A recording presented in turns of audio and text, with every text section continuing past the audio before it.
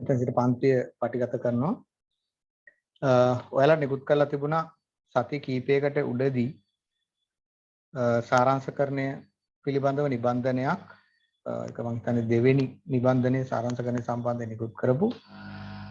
එතකොට පළවෙනි නිබන්ධනය සාරාංශකරණය සම්බන්ධයෙන් නිකුත් කරලා තිබුණා. කලින් තනි වාක්‍ය සහ සාරාංශය කියලා වෙනම එකක් නිකුත් කරලා තිබුණා. ඒක අපි ගිය සතියේ සාකච්ඡා කළා. ඒකේ සාරාංශය තව දෙකක් ඉතිරියි. නමුත් මේ ටියුට් එක අපි අද කතා කරමු. මේකේ සම්පූර්ණම සාරාංශය ටිකක් තමයි දාලා තියෙන්නේ. ඔබ කුමන විභාගයකට පෙනී සිටියත් ඔබට සාරාංශය කියන එක සිංහල භාෂා හැකියාව ප්‍රශ්නපත්‍රය තුල වගේම උපාධාරීන් පෙනී ඉන්න අවබෝධයේ ප්‍රශ්නපත්‍ර තුලත් ඔබට පිළිතුරු සපයන්න වෙන ප්‍රශ්නයක්. ඒ නිසා ඒ ගැන විශේෂයෙන් සැලකිලිමත් වෙන්න ඕනේ. සාරාංශයක් ලියනකොට අපි අනුගමනය කරන්න ඕන ක්‍රියාපිළිවෙත කොහොම එකක්ද කියලා අද දවසේදී අපි සාකච්ඡා කරමු. කොහොමද ඒක සකස් වෙන්නේ? කොහොමද ඒක අපි හරය මුඛ්‍ය අදහස ප්‍රධාන අදහස වෙන් කරලා ගන්න කියලා සාකච්ඡා කරමු. මම ස්ක්‍රීන් එක ෂෙයා කරලා දෙන්නම්.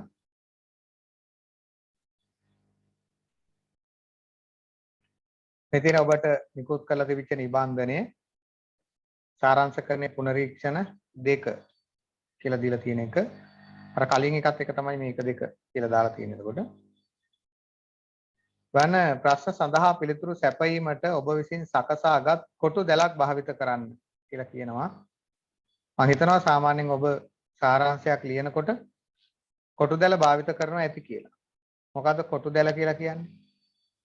කොටු දැල කියලා කියන්නේ සාරාංශයේ වචන ගාන නිවැරදිව ගණනය කරගන්න පහසු වෙන්න අපිට හදන්න වෙනවා නේද? අපි ප්‍රශ්න පත්‍රයේ බොහෝ විට ඔබේ පිළිතුරු පත්‍රයේ තුල මයි මේකේ උත්තර ලියන්න වෙන්නේ ගොඩක් වෙලාවට. එහෙම නොවුනොත් සමහර අවස්ථාවල එහෙම වෙන්නේ නැහැ. එහෙම වුණොත් ඔයාලට සිදු වෙනවා මෙන්න මේ වගේ කොටු දැලක් සකස් කරගන්න. රූල් කොලයක මේ දැල මෙහෙම පහකට වෙන් කළාම පේනවනේ පේන්නේ. මෙහෙම ගත්තාම පේනවනේ. මේක මෙහෙම පහකට ඔයාලට වෙන් කරගන්න පුළුවන්. දැන් හරි බලන්න පහක් තියනවාද කියලා.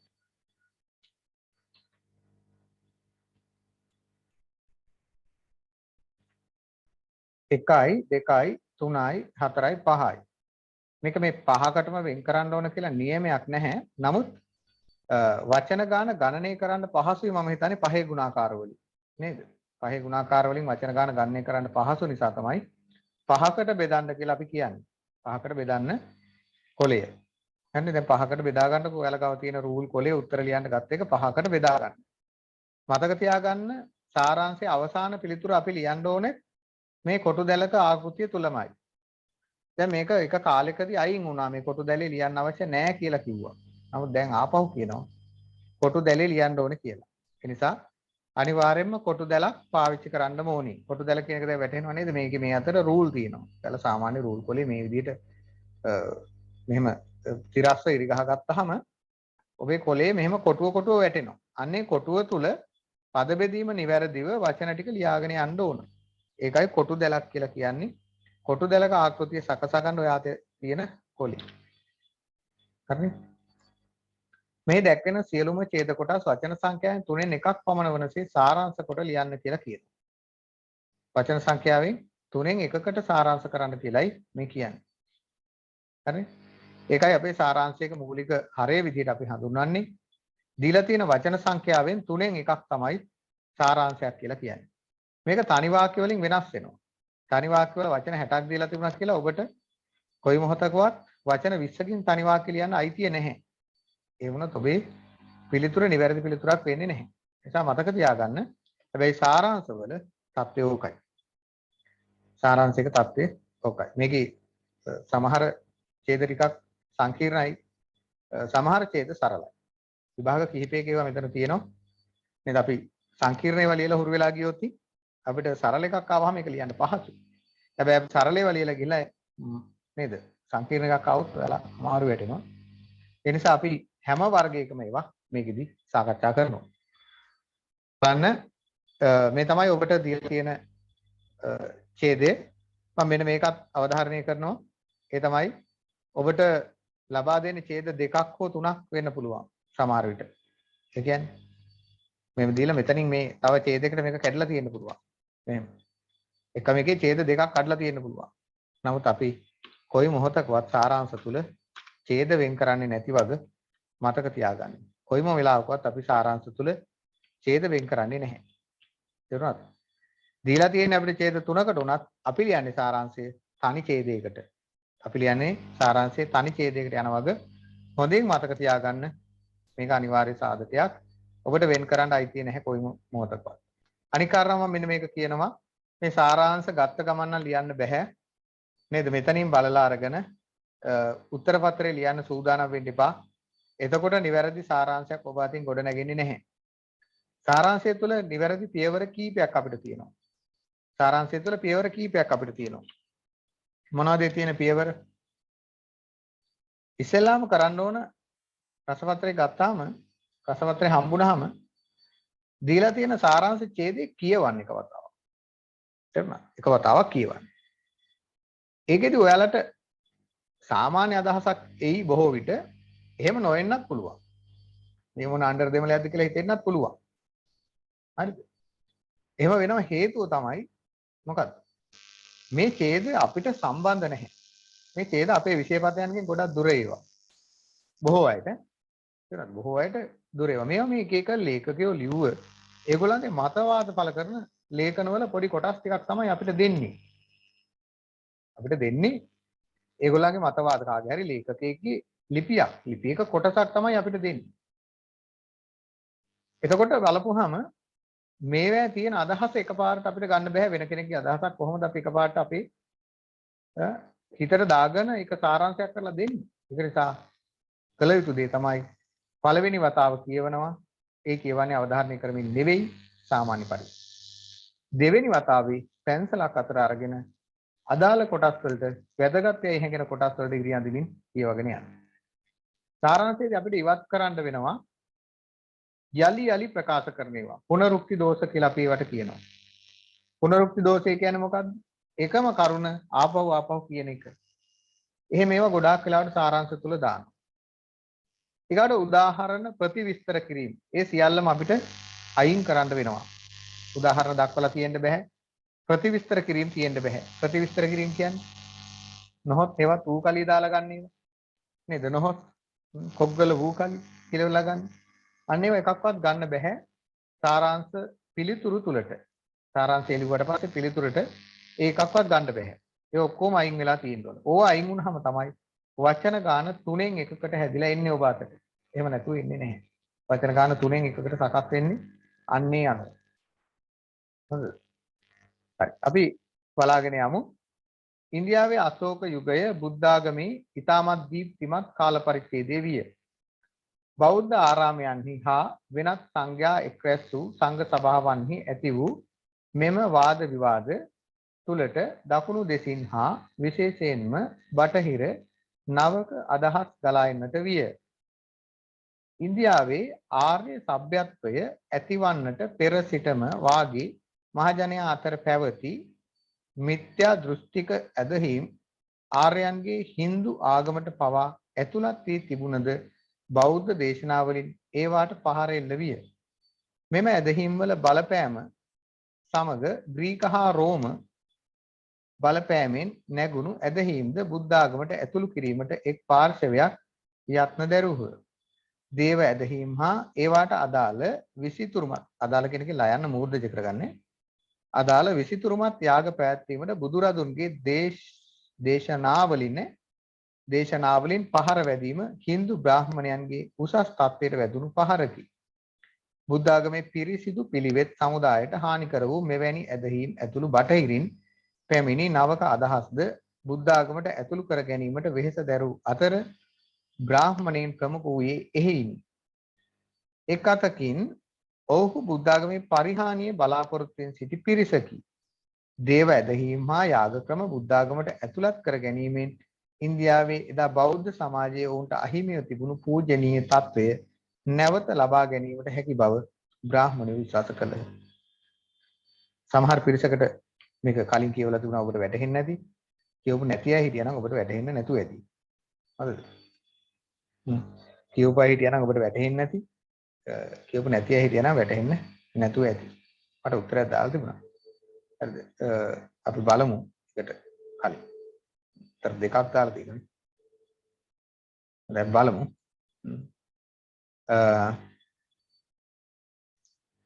නැවත වතාවක් කියමු.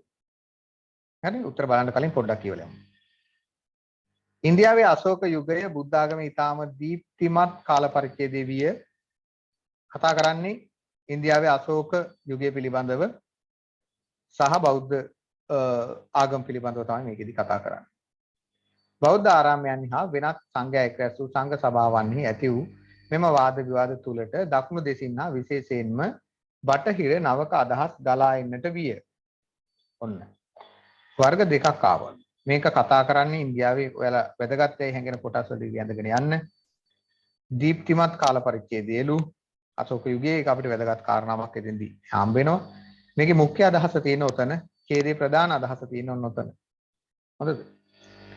බෞද්ධ ආරාමයන් හා වෙනත් සංඝයා එක් රැස් වූ සංඝ සභාවන් ඇති වූ මෙම වාද විවාද වලට. බලන්න මේ බෞද්ධ ආරාම ඊගවට සංඝ සභාවන්හි ඇති වූ මේ වාද විවාද වලට මෙන්න මෙහෙම අදහස් ආවා. දකුණු දෙසින් හා බටහිර නවක අදහස් ගලා එන්නට විය. ඔන්න කියන දෙවෙනි වැදගත් කාරණාව මේක කියලා මම ගන්නවා. හරිද? දෙවෙනි වැදගත් කාරණාව මේක අපිට දැක ගන්න තියෙන මේක කියලා මම හිතනවා. ඉන්දියාවේ ආර්ය සભ્યත්වයේ ඇතිවන්නට පෙර සිටම වාගේ මහජනයා අතර පැවති මිත්‍යා දෘෂ්ටික ඇදහිීම් මාරයන්ගේ Hindu ආගමට පවා ඇතුළත් වී තිබුණද බෞද්ධ දේශනාවලින් ඒවාට පහර එල්ල විය. මේ ආර්ය සભ્યත්වය කියලා කියන්නේ ආර්ය සංක්‍රමණ. හරිද? පෙර සිට ආර්ය සංක්‍රමණ වලට කලින් ආර්යයන්ගේ පැමිණීමට කලින් හරි අපි හැකිතාක් මෙන්න මේකේ තියෙන වචන වලින් පරිබාහිර වචන භාවිත කරනවා නම් අපිට පිටස්තර අපේ ආවේනික වාක්‍ය රටාවකට අපි යනවා නම් තමයි වඩාත්ම සුදුසු. එනවද? අපි මේ උත්තරේ සාර්ථක වෙන්නේ අපිට අපේ මේකේ මේ වචන වලට අපි ගැති වුණොත් නෙමෙයි. අපි එතකොට තේරුම් අරගෙන ලියලා නැහැ කියලා තමයි හිතන්නේ.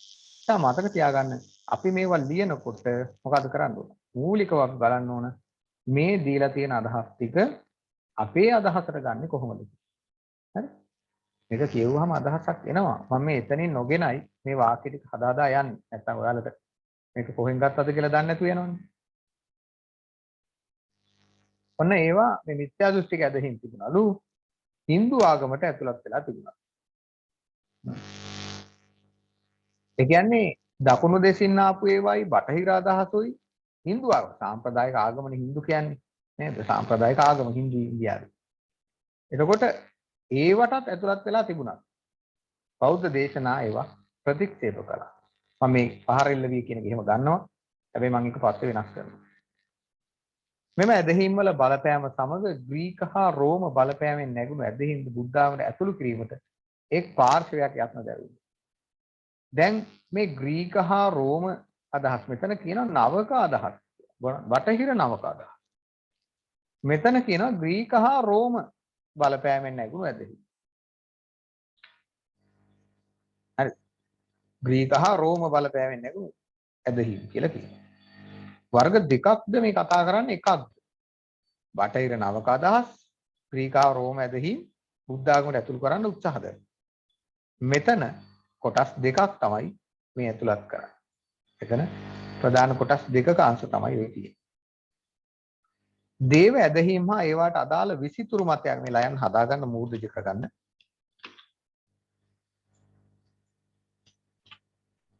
විසිතුරු මතයක් අන්න බලන්න මේ බ්‍රාහ්මණ නැත්නම් Hindu ආගම් වල තියෙනවා යාග පැවැත්වීම. දේව ඇදහිම් සිදු කිරීම. හරි. මෙන්න මේ යාගවලට ප්‍රතිවිරුද්ධ කියන වචන ගන්නවා වාක්‍ය ගොඩනගන්නේ නැති නිසා. මොකද කළේ? බුදුරදුන් මේවා ප්‍රතික්ෂේප කළා. බුදුරදුන්ගේ දේශනාවලින් පහර වැදි මාගේ ගන්නවා එහෙම. වාක්‍ය කෙටි කරන පස්සේ මේ මූලික අදහස් ටික විතරයි ගන්න. බුද්ධ ආගමේ පිරිසිදු පිළිවෙත් සමුදායට හානි කර වූ මෙවැනි ඇදහිම් ඇතුළු බටහිරින් පැමිණෙන අවක අදහස්ද බුද්ධ ආගමට ඇතුළත් කර ගැනීමට වෙහෙස දැරූ අතර දැන් මේ ආපහු කතා කරන්නේ බුද්ධායේ පිරිසුදු පිළිවෙල සම්බන්ධ හානි කරු මෙවැනි ඇදහිම් ඇතුළු බටහිර පැමිණි නවකතා. එතකොට මේව අපිට වැඩක් නැහැ. අපි මේව උඩින් කතා කරලා ඉන්නේ. බ්‍රාහ්මණයන් ප්‍රමුඛ වූයේ එහෙයි. බ්‍රාහ්මණයෝ ඒ අතරින් විශේෂ වැඩ කොටසක් කරා. හරිද? බුද්ධ ආගමේ පරිහානිය බලාපොරොත්තු වෙන සිටි පිරිසක්. ඒක අපිට ඕනේ. බ්‍රාහ්මණයෝ පිළිබඳව ප්‍රතිවිස්තර කිරීමක් මේ කරන්නේ. ඒක මොකටද අපිට? අපිට වැඩක් නැහැ. දේව ඇදහිම යාග ක්‍රම බුද්ධ ආගමට ඇතුළත් කර ගැනීමෙන් ඉන්දියාවේ එදා බෞද්ධ සමාජයේ වුන්ට අහිමිව තිබුණු පූජනීය තත්ත්වය ලබා ගන්න උත්සාහ කළා කියන එක ගන්නවා. හරිද? දැන් මේක දිග වාක්‍ය ටිකක් අපිට ඇවිල්ලා තියෙනවා. මම මේ වාක්‍ය ටික යටට ගන්නවා. අන්න පළවෙනි වාක්‍ය.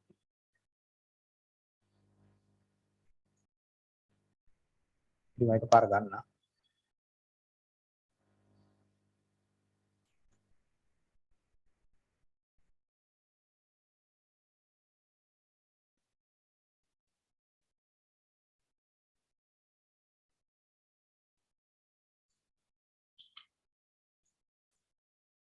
මේක ඔයාලා එතෙන්දි ගන්න අවශ්‍ය නැහැ. ඔයාලා ඔබ කෙටි කරලා ගන්න. මම මේ ගන්න පුළුවන් නිසා ගන්න මෙතන වාක්‍ය පිටින් ගන්නෙ මම.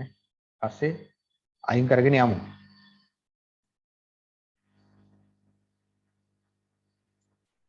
මෙන්න මේවා ගන්නෙ නෑ අපි. වැදුණු පහරක එහෙම ඒවා කියලා ලියන්නේ නැහැ. ඍජු ප්‍රකාශනයි ඕන. හරිද? අපි ලියන්නේ නැහැ ඒවා. නමුත් මේ වාක්‍ය ටික මම ගන්නකොට එහෙමම අර ගන්නවා. නැත්තම් අපිට මේ වාක්‍ය අදහස් ටික කෙටි කරගන්න අමාරු වෙන නිසා. ඔන්න බලන්නකො. දැන් අපිට ආව ඔන්න වාක්‍ය කීපයක්.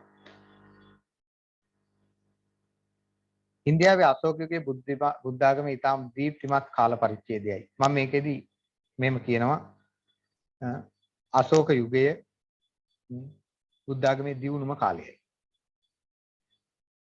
තේරුණාද? අශෝක යුගයේ බුද්ධ ආගමේ ඊටාම ඕනේ අයින් කරන්න. දීප්තිමත් ඕනේ කෙලින්ම ලියන්න. දියුණුම කාල සීමාවයි. කාලයයි. හරිද?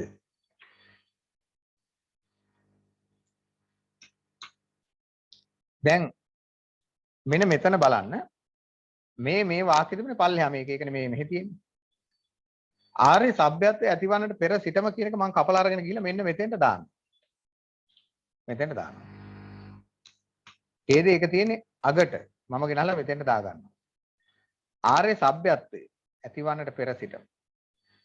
මම මේක කිව්වා ඔයාලට ආර්ය සංක්‍රමණ වලට පෙර. දකුණු දෙසින්නා විශේෂයෙන් බටහිර නවක අදහස් ගලා එන්නට විය. මම මෙන්න මෙතෙන්දී මේව අයින් කරනවා. නවක අදහස් ගලා එන්නට විය කියලා මෙතන ඉතුරු කරනවා. හරිද? උදාහරණ අයින් වෙනවා. නවක අදහස් සංක්‍රමණ වලට පෙර නවක අදහස් ගලා එන්නට විය. මිත්‍යා ඇදහිම් දෘෂ්ටික ඕනේ නැහැ, අවශ්‍ය නැහැ අයින් කරන්න. මිත්‍යා ඇදහිම් හින්දු ආගම ආර්යයන්ගේ තමයි හින්දු ආගම. ආයි මොකටද විස්තර කරන්නේ ඒගොල්ලන්ගේ කියලා. හින්දු ආගමට පවා ඕනේ නැහැ. ඇතුළත් තිබුණි. මම මෙතනින් වාක්‍ය ඉවර කරනවා. ඇතුළත් තිබුණි. මෙතන ඉවර කරනවා පස්සේ කෙටි කරමු.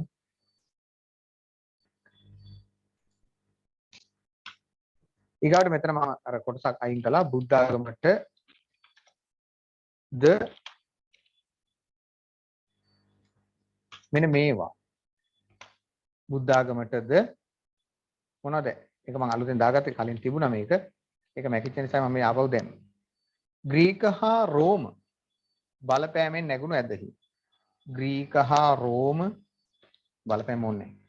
ඇදහිම්ද දේව ඇදහිම්ද ග්‍රීක රෝම හා දේව ඇදහිම් හා ඒවාට අදාළ මෙන්න මේ යාග මොනවද මේවට කියන්නේ? ඒවට අදාළ ඇදහිම් වලට කියලා කෙලින්ම කියනවා. ඇදහිම් වලට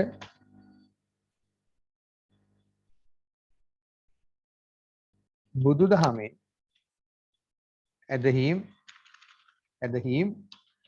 බුදුදහම මොකද කළේ? ඈ විවේචනය කළේය. විවේචනය කළේ ලියන්න මූර්ධජ වෙන්න ඕන අවසාන ක්‍රියාවක් නේද? විවේචනය කළේ. දැන් මෙතන මේ බ්‍රාහ්මණේ ප්‍රමුඛෝයේ එහෙයින් කියලා තියෙනවානේ. මේක යන්න ඕන මෙන්න මෙහාට. මම මේක කපලා අයින් කරනවා එතනින්.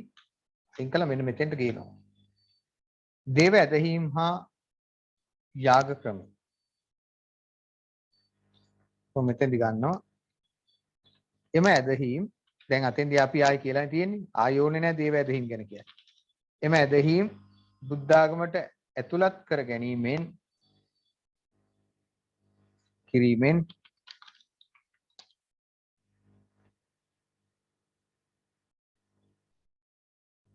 බ්‍රාහ්මණයන්ට අහිමි වූ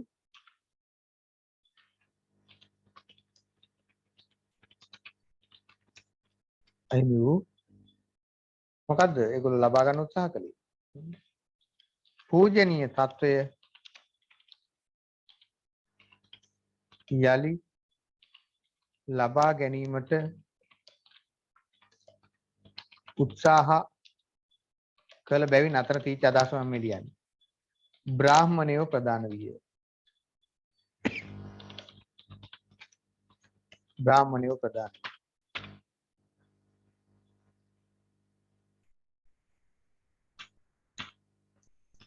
දැන් නිකන් කියවලා බලන්න චේතී.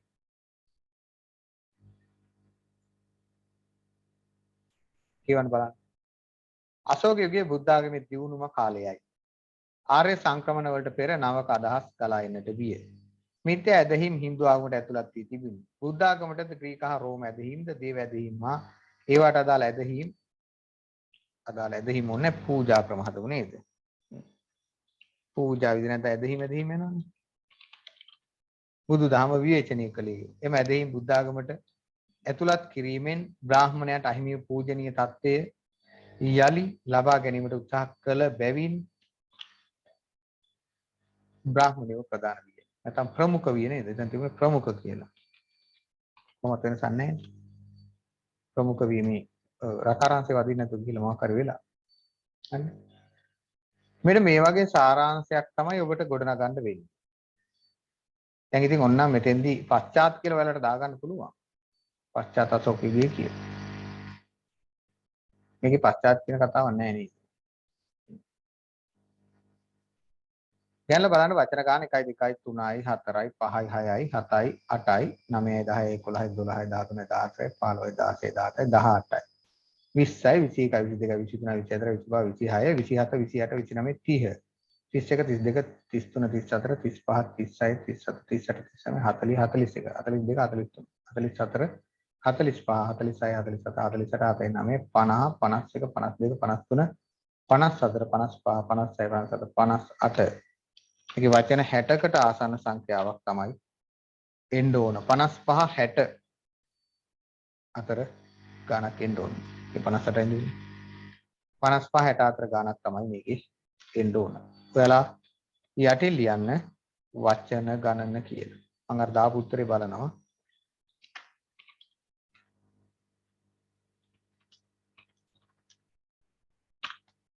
පනස්සටයි මාතෘකාව. නිකම්ම ලියන්න එපා මාතෘකාව. මාතෘකාව ලියලා ලියන්න. කියන්න බලන්න මාතෘකාව මට මේකට. මාතෘකාවක් කියන්න බලන්න. මොකද්ද? දාන්න ඕන අපිට. බුදුදහම හා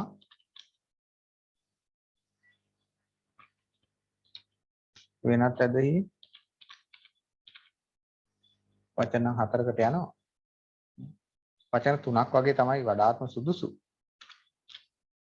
බුදුදහම හා වෙනත් ඇදහි. ඒ වගේ එකට එන්න. අනිවාර්යෙන් මාතෘකාව දාන්න මතක තියාගන්න. මේ දෙන ලකුණු සංඛ්‍යාවෙන් ලකුණු දෙකක් මාතෘකාවට දෙනවා. තේරුණාද? ලකුණු දෙකක් ඔබට ලබා දෙන ලකුණු සංඛ්‍යාවෙන් ලකුණු දෙකක් මාතෘකාවට දාන්න.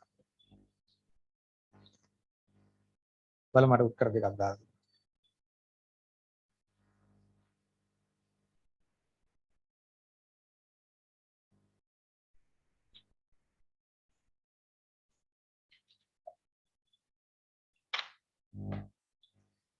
කාලයට ගන්නවා. බෞද්ධ ආගමට දකුණු හා බටහිර දේශින් විවිධ අදහස් එකතු වේ. මහජනයා අතර පැවති මිත්‍යා දෘෂ්ටික හා හින්දු ඇදහිම් වලට එහෙම එකතු වෙන්න ඕනේ. දේශනාවලින් එකතු වෙන්න ඕනේ. පාරලේ මේ හේතුවෙන් ග්‍රීක රෝම ඇදහිම් මා දේව යාග්‍රම බෞද්ධ. ප්‍රධානම අදහස අයින් වෙලා නේද? මොකක්ද ප්‍රධානම අදහස? අශෝක යුගයේ බුද්ධ ආගමේ දියුණුම කාලය කියන එක අනිවාර්ය සාධකයක් ලෙස සලකන්න කියලා කියනවා. හරිද? මේක අනිවාර්ය සාධකයක් ලෙස සලකන්න කියලා කියනවා. අශෝක යුගයේ බුද්ධ ආගමේ දියුණුම කාල සීමාව කියන එක ප්‍රධාන අදහස ඒක අන්තර්ගත වෙන්න ඕන කියලා කියනවා. හරිද? මේකේ වචන ගන්න ගොඩාක් අඩුයි මෙහෙම වුණොත්. වචන 55ක ඉවර මේ ඔක්කොම ලං වෙනවනේ. වලින් වරයා වරු ඒවා ඔක්කොම අපි ලං කරලා ලියන්න ඕන. හරිද? ඒ ඔක්කොම ලං කරලා ලියන්න ඕන.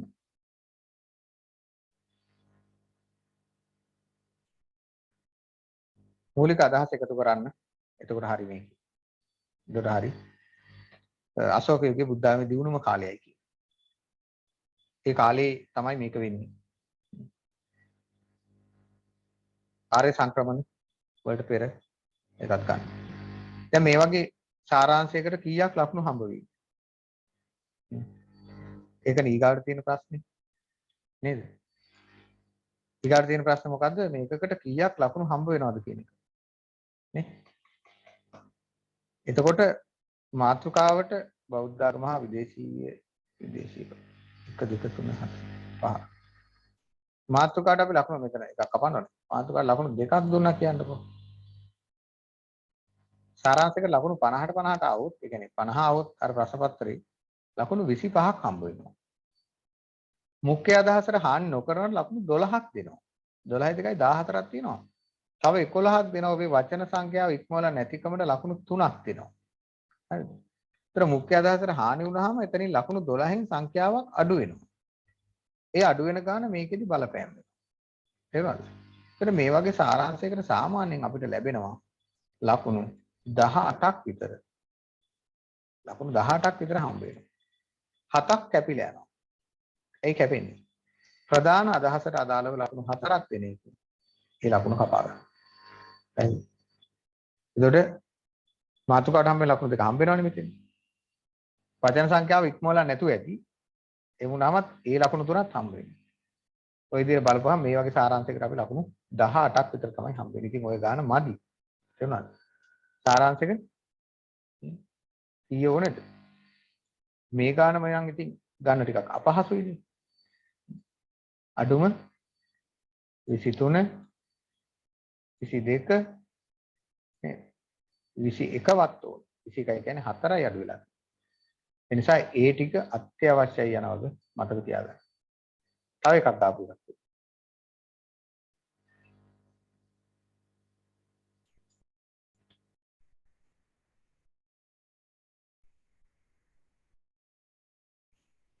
බලන්න.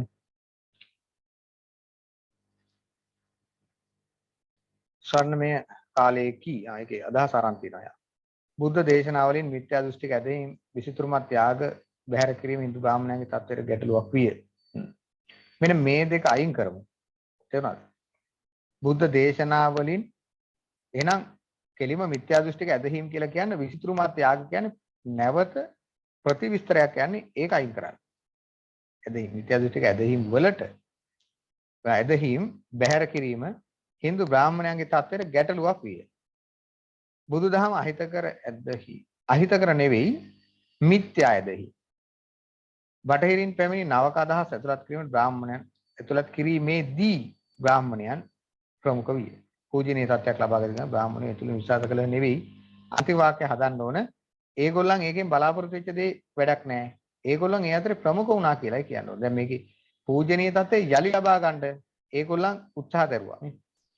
ලබාගත්තේ බ්‍රාහ්මණය ඇතුළින් විශ්වාස කළ නෙමෙයි. පූජනීය තත්ත්වය ලබා ගැනීමට උත්සාහ කළා.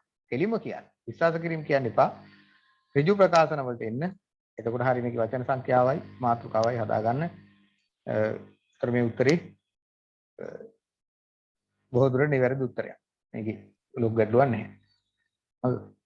වචන ගාන සම්බන්ධයෙන් ඔබ කටයුතු කරන්න ඕනේ. මේකේ වචන 55 64 ලියලා තියෙන්න කියන්න. හරිද? මම මෙතන එකක් අයින් කළා. ඒක අයින් කරලා ගන්න ආපහු උදාහරණ දෙන්න බෑ ඒකයි. හරිද? මේ ඡේදය සම්බන්ධයෙන් මොනවා හරි ඔබට තියෙනවා නම් ගැටලු මගෙන් අහන්න. අපි ලිව්වේ මෙහෙමයි මේක වෙයිද මෙහෙම කියලා අහන්න බලන්න එහෙම. එහෙම නැද්ද? මොකුත්ම නැහැ. නැද්ද? හරි නේද? මේක ලියාගත්තා හෝ ස්ක්‍රීන්ෂොට් එකක් හරි ගහගන්න.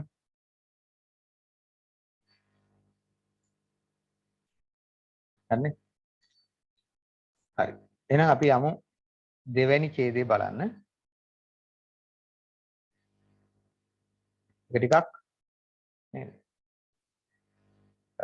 සංකීර්ණ යන වග ඔබට වැටහෙනවා ඇති ටිකක් ලොකු ඡේදයක්. හැබැයි මතක තියාගන්න මේ ලොකු ඡේද දුන්නා කියලා අපි බය වෙන්නේ නැහැ. තේරුණාද? බය වෙන්න එපා ලොකු ඡේදයක් දුන්නා කියලා දැක්ක ගමන් අම්මෝ ඡේදය කියලා නේද? බය වෙන්න එපා. බය වුණොත් මේක ලියා ගන්න බැරි වෙනවා. මේවා කියවුවාම මේ වචන අතරේ අපි දන්න දේවල් තමයි ගොඩක් තියෙන්නේ. අපිට අයින් කරන්න පුළුවන් දේවල් ඔය අතරේ ගොඩාක් තියෙනවා. ඒ ඔක්කොම අයින් කරලා අපිට උවමන අදහස විතරක් අපි ගමු. ඒක ප්‍රශ්නයක් නැහැ. ගන්නකො ගොවිතැනෙන් ලැබෙන ආදායම් මට්ටම නිශ්චය කිරීමේදී ඉඩමේ ප්‍රමාණය අතිශයින් වැදගත්ය. භූමිය සියුම් ලෙස වගා කිරීමට කුඩා ගොවි පොළවල් යෝග්‍යයි. එහෙත් එය ආර්ථික ඒකකයක් වශයෙන් පවත්වාගෙන යාමට නම් ඉඩම් කොටස ප්‍රමාණවත් විය යුතුය.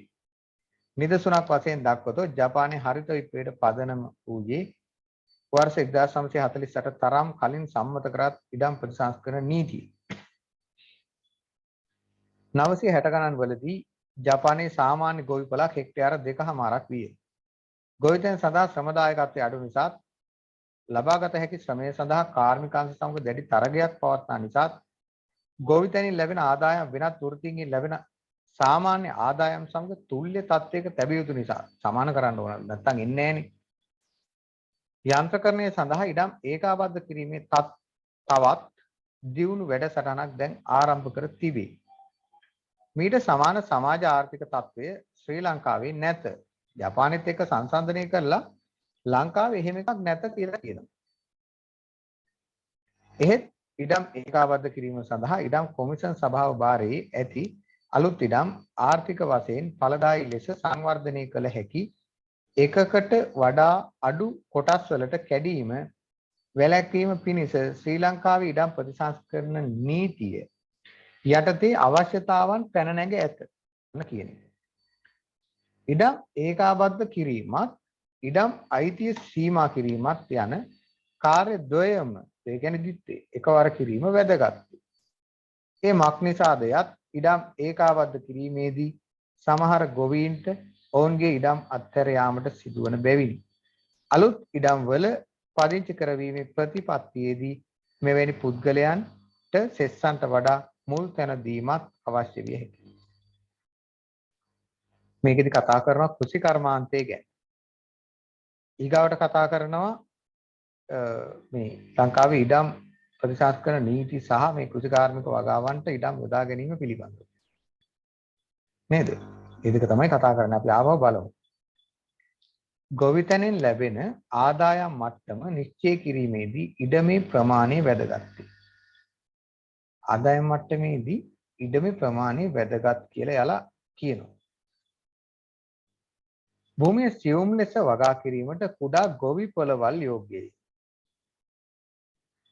එහෙත් එය ආර්ථික ඒකකයක් වශයෙන් පවත්වාගෙන යාමට නම් ඉඩම් කොටස ප්‍රමාණවත් විය යුතුය. මේ පළවෙනි වාක්‍යවනේ මේ කියන්නේ. මේකමයි නෙමෙයිද මේ කියන්නේ. ආදාය නිශ්චය කිරීමේ ඉඩමේ ප්‍රමාණය ඕනලු. මෙහෙම ඍජු ප්‍රකාශනයක් කියලා ඒක ගැන විස්තරයක් දෙනවා මෙන්න මේ ටිකේ. ගොවි පොළවල් හොඳයිලු පොඩියට වගා කරනවනේ. ආර්ථිකයක එකසෙන් පවත්වාගෙන යන්න නම් ඉඩම් ප්‍රමාණවත් වෙන්න ඕන. මේ එකමනේ කියන්නේ. නේද? එකම අදහසක් එතෙන්දි එකතු කරලා දෙනවා යාලා. නිදසුනක් වශයෙන් දක්වතොත් උදාහරණ ප්‍රතිවිස්තර කිරීම නිදසුන් අපි ගන්නෙ නැහැ. හරිද? අපි ගන්නෙ නැහැ. හැබැයි මෙතෙන්දී මේ ජපානයේ හරිත විප්ලවය කියලා වචනයක් මේගොල්ලෝ යොදනවා. හරිද? ජපානයේ පැත්තකට දාන්නකො.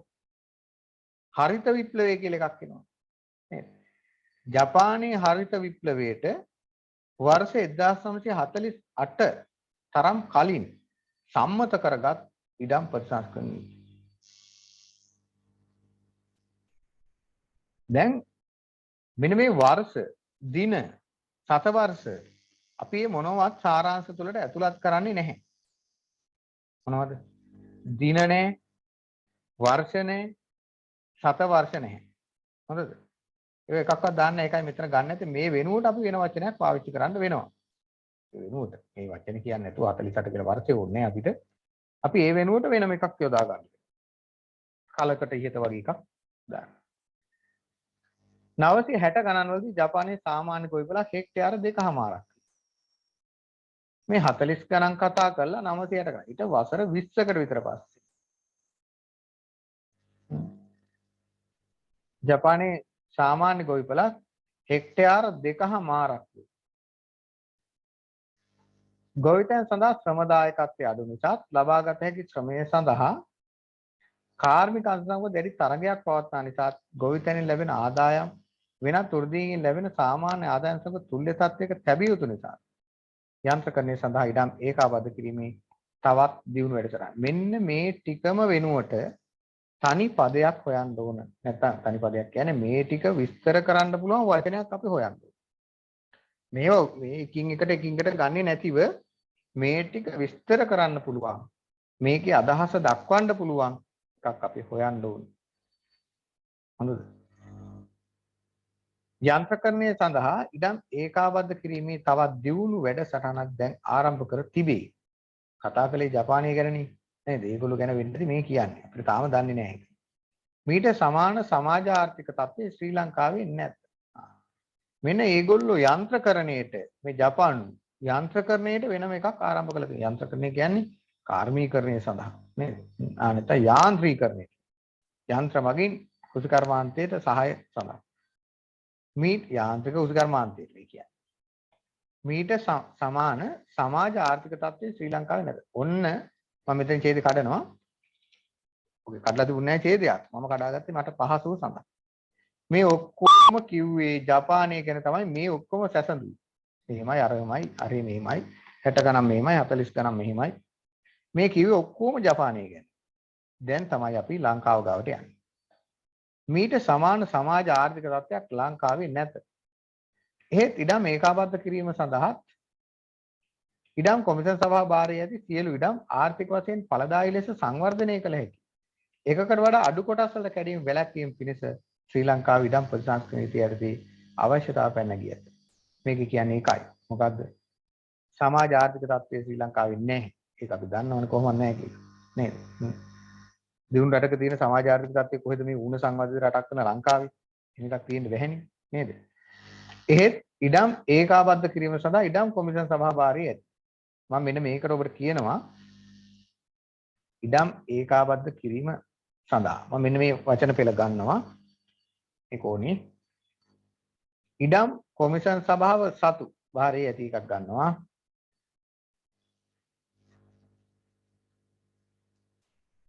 මෙන්න මෙතෙන්දී සංවර්ධන වැළැක්වීම පිණිස මෙහෙම අවශ්‍යතාවක් තියෙනවා. ඒ කියන්නේ නව නීති සැකසිය යුතුයි කියලා තමයි ඔය කියන්නේ. මෙන්න මේ නිල් පාට කොටසෙන් කියන්නේ ලංකාවේ ඉඩම් ප්‍රතිසංස්කරණ නීතිය ක්‍රමවත් කරන්න අලුත් නීති පනවන්න ඕන. ඒකනේ මේ කියන්නේ ප්‍රතිසංස්කරණ නීතියේ අවශ්‍යතාවන් පැන නැගලා. ඒ කියන්නේ මොකද? අලුතෙන් නීති හදන්න ඕන. ලංකාවේ ඉඩම් ප්‍රතිසංස්කරණ නීතිය හොඳ නැහැ. ඒ නිසා තමයි අපිට පොල් වතු ටික නැතුව ගියේ. දන්නවනේ ඒක. දැන් ඉඩම් ප්‍රතිසංස්කරණ නීතිය අනුව පොල් වතු අර ඔයාලා දන්නේ සංවර්ධනය කරනවා කියලා ඔක්කොම ෆ්ලැට් එන්ඩ් ඔක්කොම ගලවනවා. නේද? ඉඩමක් සංවර්ධනය කර විකුණන ඉඩම කියලා ගහන්නේ එහෙමනේ. බිම තනකොළ ගහක්වත් නැති වෙන්න මොකද කරන්නේ? පස් ටික ඔක්කොම හූරලා දානවා. තනකොළ ගහක්වත් නැහැ. ඊට පස්සේ පාට පාට කණු ටිකක් ගෙනලා ගහනවා වටේට. ගාලේ වල සංවර්ධනය කර විකුණන ඉඩම කියලා ගහනවා. ගාලා අච්චරයි මෙච්චරයි කියලා විකුණනවා. දැන් ඔහොම වැඩි කාලයක් කළේ පොල් ඉඩම්. නේද? ඒක පස්සේ මොකද කළේ? තහනම් කරා. දැන් මොනවද කැබලි කරන්නේ? කැබලි කළ විකුණන්නේ මොනවද? වෙන්දේසි ඉඩම් විදියට වර්ග කළ විකුණන්නේ මොනවද? රබර් ඉඩම්. දැන් රබර් ඉඩම් තහනම් කරනකම් රබර් ඉඩම් ගලව ගලව විකුණනවා. නේද? එතකොට ඒ වගේ පොල් ඉඩම් වලට උනේ ඕකමයි සම්පූර්ණ. පොල් නැතුව ගිය අපිට. ඒකෙන් තමයි. ඉස්සර පොල් ත්‍රිකෝණේ කම්පා කියන්නේ. හරි බලන්න.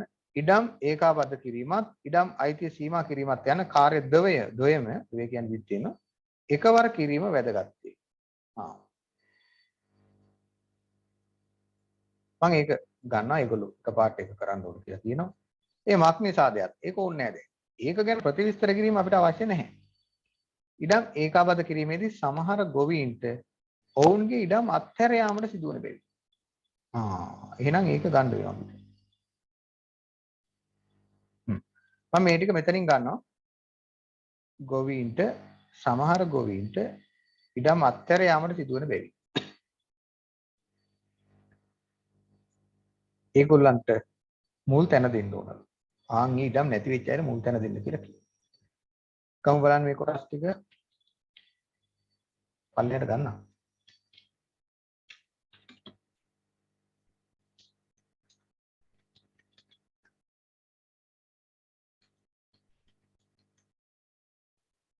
හරිනේ මම ගන්න මේ ටික.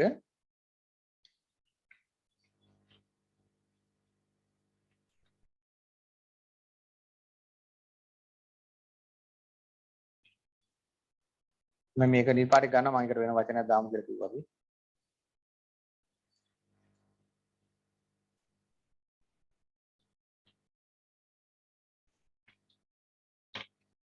දැන් ඔයාලා මේක අරගෙන වාක්‍ය සකසමින් දැන් මෙහෙම ඉරියන් දාම වාක්‍ය කොටස් ටිකක් තමයි ඉතුරු වෙන්නේ. දැන් මට මේ ඔයාලට පේන්නේ මෙහෙම කෑලි කෑලි ගිය ටිකක්. මම මෙතන වාක්‍ය පිටින් ගන්නවා. ඉතුරු වෙන්නේ වාක්‍ය කොටස් කීපයක්. ඒ වාක්‍ය කොටස් කීපය අපි සම්පූර්ණ කරනවා. මම මේක කඩලා අයින් කරන්නේ ඒකයි.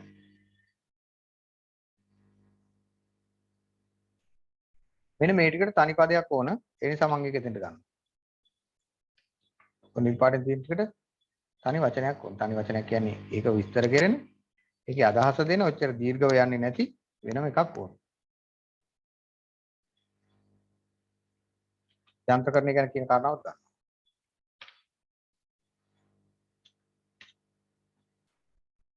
ඊගාවට මේකත් ගන්න. සුදුසු සමාජ ආර්ථික මට්ටමක් ලංකාවේ නැහැ කියන එක.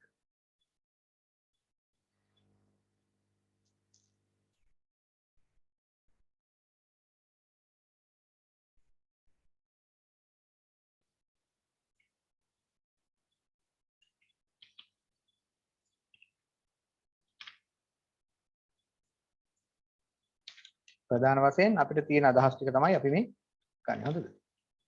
මූලික අදහස් ටික තමයි අපි මේ ගන්න. පල්ලෙට දාන ගන්න බැහැ.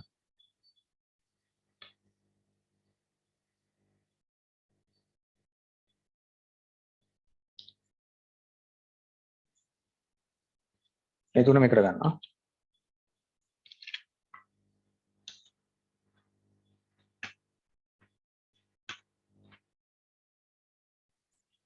මොකටද මේ සාරාංශය එහෙම දෙන්නේ ඔයාලට? ඒක ප්‍රායෝගිකව කොහොමද වැදගත් වෙන්නේ? ඔය කුමන මට්ටමේ රැකියාවකට ගියා. හරිද? රාජ්‍ය සේවයේ කළමනා කරන රැකියාවට ඔයාලා ගියාම ඔයාලට එනවා විවිධ චක්‍රලේඛ. නේද? විවිධ චක්‍රලේඛ එනවා ඔයාලට. නේ? ඒකට තව පිරිස් අමතන්න වෙනවා ඔයාලට. ආන් ඒවැදී ඒවැ මූලික අදහස ඉදිරිපත් කිරීම පහසු කරවන්න තමයි මේක කරලා තියෙන්නේ. හරි. එහෙම අදහසක් ඔබට තියෙනවද කියලා බලන්න.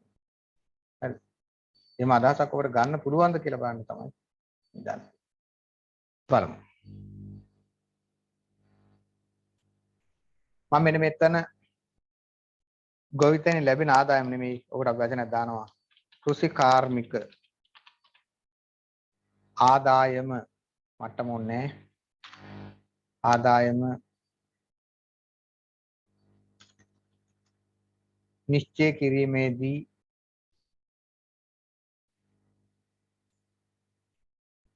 ඉඩමේ වපසරි වපසරිය වැදගත්ය.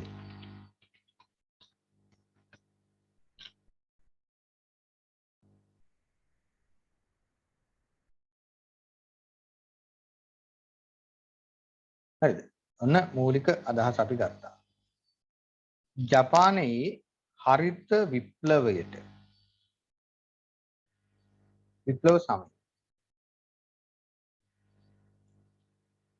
විප්ලව සමයේ විප්ලවයේ සිදු වූයේ කියලා දාමුකෝ.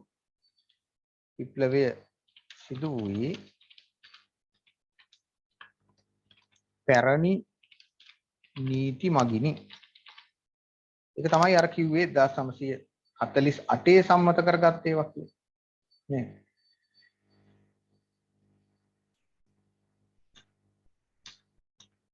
ඊළඟට දශක කීපයකට පසුව කලකට පසුව කියලා ගන්න පුළුවන් ගැටලුවක් නැහැ. දශක කිහිපයකට පසුව ජපානයේ සාමාන්‍ය ගොවිපොළ හෙක්ටයාර 2.5 මෙන්න මේ ටිකට එතන අපි හදන්න අවශ්‍යම හදමු. ගොවිතැන් සඳහා ශ්‍රම දායකත්වය ලබාගත හැකි ශ්‍රමය සඳහා කාර්මිකයන් සමග දැඩි තරගයක් පවත්නා නිසා ගොවිතැන් ලැබෙන ආදායම වෙනත් වෘත්තියකින් ලැබෙන සාමාන්‍ය ආදායම් සමග තුල්‍ය තත්ත්වයක තැබිය යුතු නිසා මේ ටිකට අපිට කියන්න පුළුවන් මොනවද? කෘෂි කර්මාන්තයේ සම්බන්ධයෙන් පවත්න භෞතික ගැටලු නේද? නැත්තම් කෘෂි කර්මාන්තයේ භෞතික ගැටලු. අර ඔක්කොම අපි හඳුන්වන්නේ භෞතික ගැටලු කියලා. හරිද? භෞතික ගැටලු විසඳීමට දැන් ගන්න මෙතෙන්ට වань. යාන්ත්‍රකරණය සඳහා ඉඩම් ඒකාබද්ධ කිරීමේ තවත් දියුණු වැඩසටහනක් ආරම්භයත. ඔවුන් ආරම්භයත. ඔවුන් කියන්නේ ජපානය. භෞතික ගැටලු විසඳීමට යාන්ත්‍රකරණය නැත්නම් යාන්ත්‍රකරණය කරණයේ කියලා හදනවා මොකද?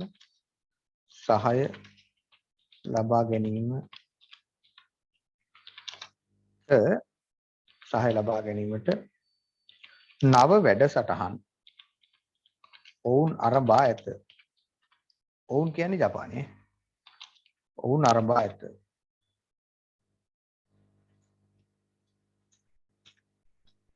එහෙත් එම සමාජ ආර්ථික තත්ත්වයේ සමාජ ආර්ථික තත්ත්වය ශ්‍රී ලංකාවේ නැත.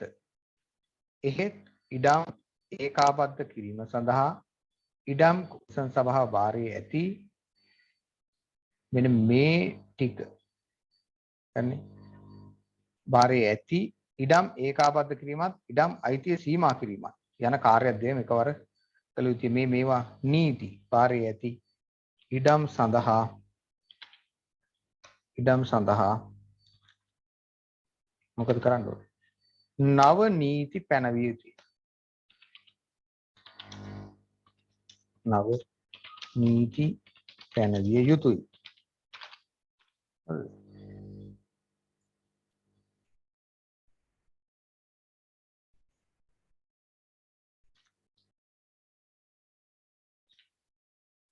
භාරයේ ඇති ඉඩම් සඳහා නව නීති පැනවිය යුතුයි. ඉඩම් ඒකාබද්ධ කිරීමත් ඉඩම් අයිතිය සීමා කිරීමත් යන කාර්යයෙන් එකවර කිරීම වැදගත්. මොකද කියන්නේ ඉඩම් අයිතිය සීමා කිරීම, ඉඩම් ඒකාබද්ධ කිරීම, ඒ වැඩි වැලකෙන්න කියලා කියනවා අපිට. මූලික වශයෙන් කියනවා ඉතින් අයින් වෙන්න කියලා. කාර්ය දෙකම කවර කරන්න. සමහර ගොවීන්ට ඔවුන්ගේ ඉඩම් අත්හැරයන් සිදු වෙනවා. ඉඩම් පැනවිය යුතුය. එහිදී ඉඩම් ඒකාබද්ධ කිරීම සහ ඉඩම් ඒකාබද්ධ කිරීමත් ඉඩම් අයිතිය සීමා කිරීමත් යන කාර්ය ද්වයම එකවර කළ යුතුය. එකවර කළ යුතුය. සමහර ගොවීන්ට උන් ඉඩම් අත්හැර යාමට සිදු වන බැවින් සමහර ගොවීන්ට මම මෙතෙන්දි මේ වාක්‍යෙම අයින් කරලා ගිහිල්ලා ඒක දානවා මම මෙතෙන්ට මේක අයින් කරනවා මෙතන. ආයතන තියලා යන්නම්කෝ. මම උතන තියලා ඒකේ අදහස මම මෙතනට ගන්න. එහිදී ඉඩම් අහිමි වන ගොවීන්ට ප්‍රමුඛතාව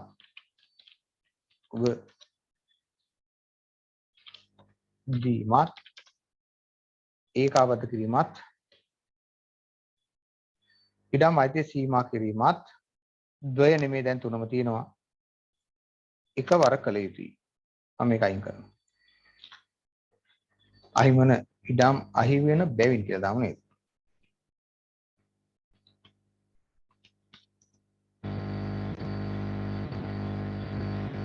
එහිදී ගොවීන්ට ඉඩම් අහි වෙන ගොවීන්ට මෙතන ඉඩම් එහිදී මේ වාක්‍ය ගැලපෙන්නේ නැහැ. එහිදී ගොවීන්ට ඉඩම් අහි වෙන බැවින් නේ මෙතන මේක අයින් කරනවා. එහිදී ගොවීන්ට මෙහෙම දානවා. ඉඩම් අහි වෙන බැවින් ප්‍රමුඛතාව දීමත් ඒකාබද්ධ කිරීමත් අයිතිය සීමා කිරීමත් යන කාර්යයන් එකවර කළ යුතුයි. හරි. මෙච්චරයි මේකේ අපිට ගන්න තියෙන වාක්‍ය එහෙම කරන්න වීද කියලා බලමු. කෘෂිකාර්මික ආදායම නිශ්චය කිරීමේදී ඉඩමේ වපසරිය වැදගත්. කිරීමේදී ඕනේ කිරීමට කියලා හදමු. කිරීමට ඉඩමේ වපසරිය වැදගත්. ජපානයේ හරිත විප්ලවයේ සිදු වූයේ පැරණි නීති මගිනි. දශක කිහිපයකට පසුව ජපානයේ සාමාන්‍ය ගොවිපළක් හෙක්ටයාර 2.5ක් විය. කෘෂිකර්මාන්තයේ භෞතික ගැටලු විසඳීමට යාන්ත්‍රකරණයේ සහාය ලබා ගැනීමට නව වැඩසටහන් උන් ආරම්භ ඇත. එහෙත් එම සමාජ ආර්ථික තත්ත්වය ශ්‍රී ලංකාවේ නැත. එබැවින් නැති බැවින් කියලා දාන්න. නැති බැවින් ඉඩම් ඒකාබද්ධ කිරීම සඳහා ඉඩම් කොමිසම් සභාව භාරයේ ඇති ඉඩම් සඳහා නව නීති පැනවිය යුතුය. ඉඩම් කොමිසම් සභාව සතු භාරයේ ඇති ඕනේ සතු ඉඩම් සඳහා නව නීති පැනවිය යුතුය. එහිදී ගොවීන්ට කියලා තියෙන ඉඩම් අහිමි වෙන බැවින් ප්‍රමුඛතාව දීමත් ඒකාබද්ධ කිරීමත් ඉඩම් අයිතිය සීමා කිරීමත් යන කාර්ය එකවර කළ යුතුය. ඔනෝකන කියන්නේ ඒකෙදි වෙන්න ඕන මෙන්න මේකයි කියලා කියන වචන කණක අයින්ද 1 2 3යි 4යි 5යි 6යි 7යි 8යි 9යි 10යි 11යි 12යි 13යි 14යි 15යි 16 17 18 19 20 21 22 23 24 25 26 27 28 29 30 31 32 33 34 35 37 38 39 40 41 43 44 45 46 47 48 49 50 51 53 54 55 56 57 58 59 60 61 62 63 64 65 68 69 70 වැඩි වචන ගන්න 75කට එන්න ඕන. හරිද? වචන ගණන තියෙන්න ඕන 75කට අඩු වෙන්න. අපලන්ටකෝ ආයි අඩු කළේ. කෘෂිකාර්මික ආදායම නිශ්චය කිරීම ඉඩමේ වපසරිය වැදගත්. ජපානයේ හරිත විප්ලවයේ සිදු වූයේ පැරණි නීති මගිනි. දශක කිහිපයකට පසුව එහි වෙනසක් නැහැ. එහි සාමාන්‍ය ගොවිපළක් ඕනේ ජපානයේ කියනකො සාමාන්‍ය ගොවිපළක් හෙක්ටයාර 2.5ක් විය. කෘෂිකර්මාන්තයේ භෞතික ගැටලු විසඳීමට යන්ත්‍රකරණයේ සහාය ලබා ගැනීම නව වැඩසටහන් ආරම්භ ඇත. විසඳීමට යන්ත්‍රකරණය මගින් නැත්තම් මෙහෙම ලියන්නම්. මේක ගන්නවා මෙතෙන්ට. යාන්ත්‍රකරණය මගින්. මෙතන ගන්නවා. යාන්ත්‍රකරණය මගින්. නැත්තම් ඒ වාක්‍යය හදන්න අමාරු නේ. යාන්ත්‍රකරණය මගින් කෘෂිකර්මාන්තයේ භෞතික ගැටලු විසඳීමට ඒ ඕනේ නේද? නා වැඩසටහන් ආරම්භ ඇත. එහෙත් එම සමාජ ආර්ථික තත්ත්වයේ ශ්‍රී ඕනේ ලංකාවේ. ශ්‍රී ඕනේ.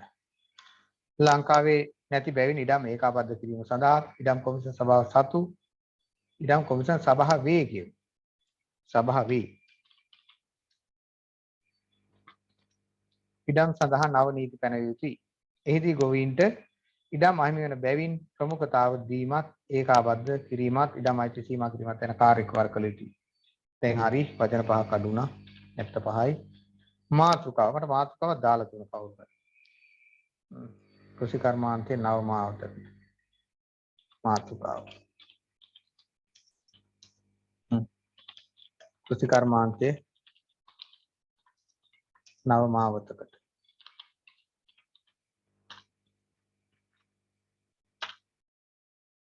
නැත්නම් මේව පුළුවන්. කෘෂිකර්මාන්තයේ නව ප්‍රවණතා.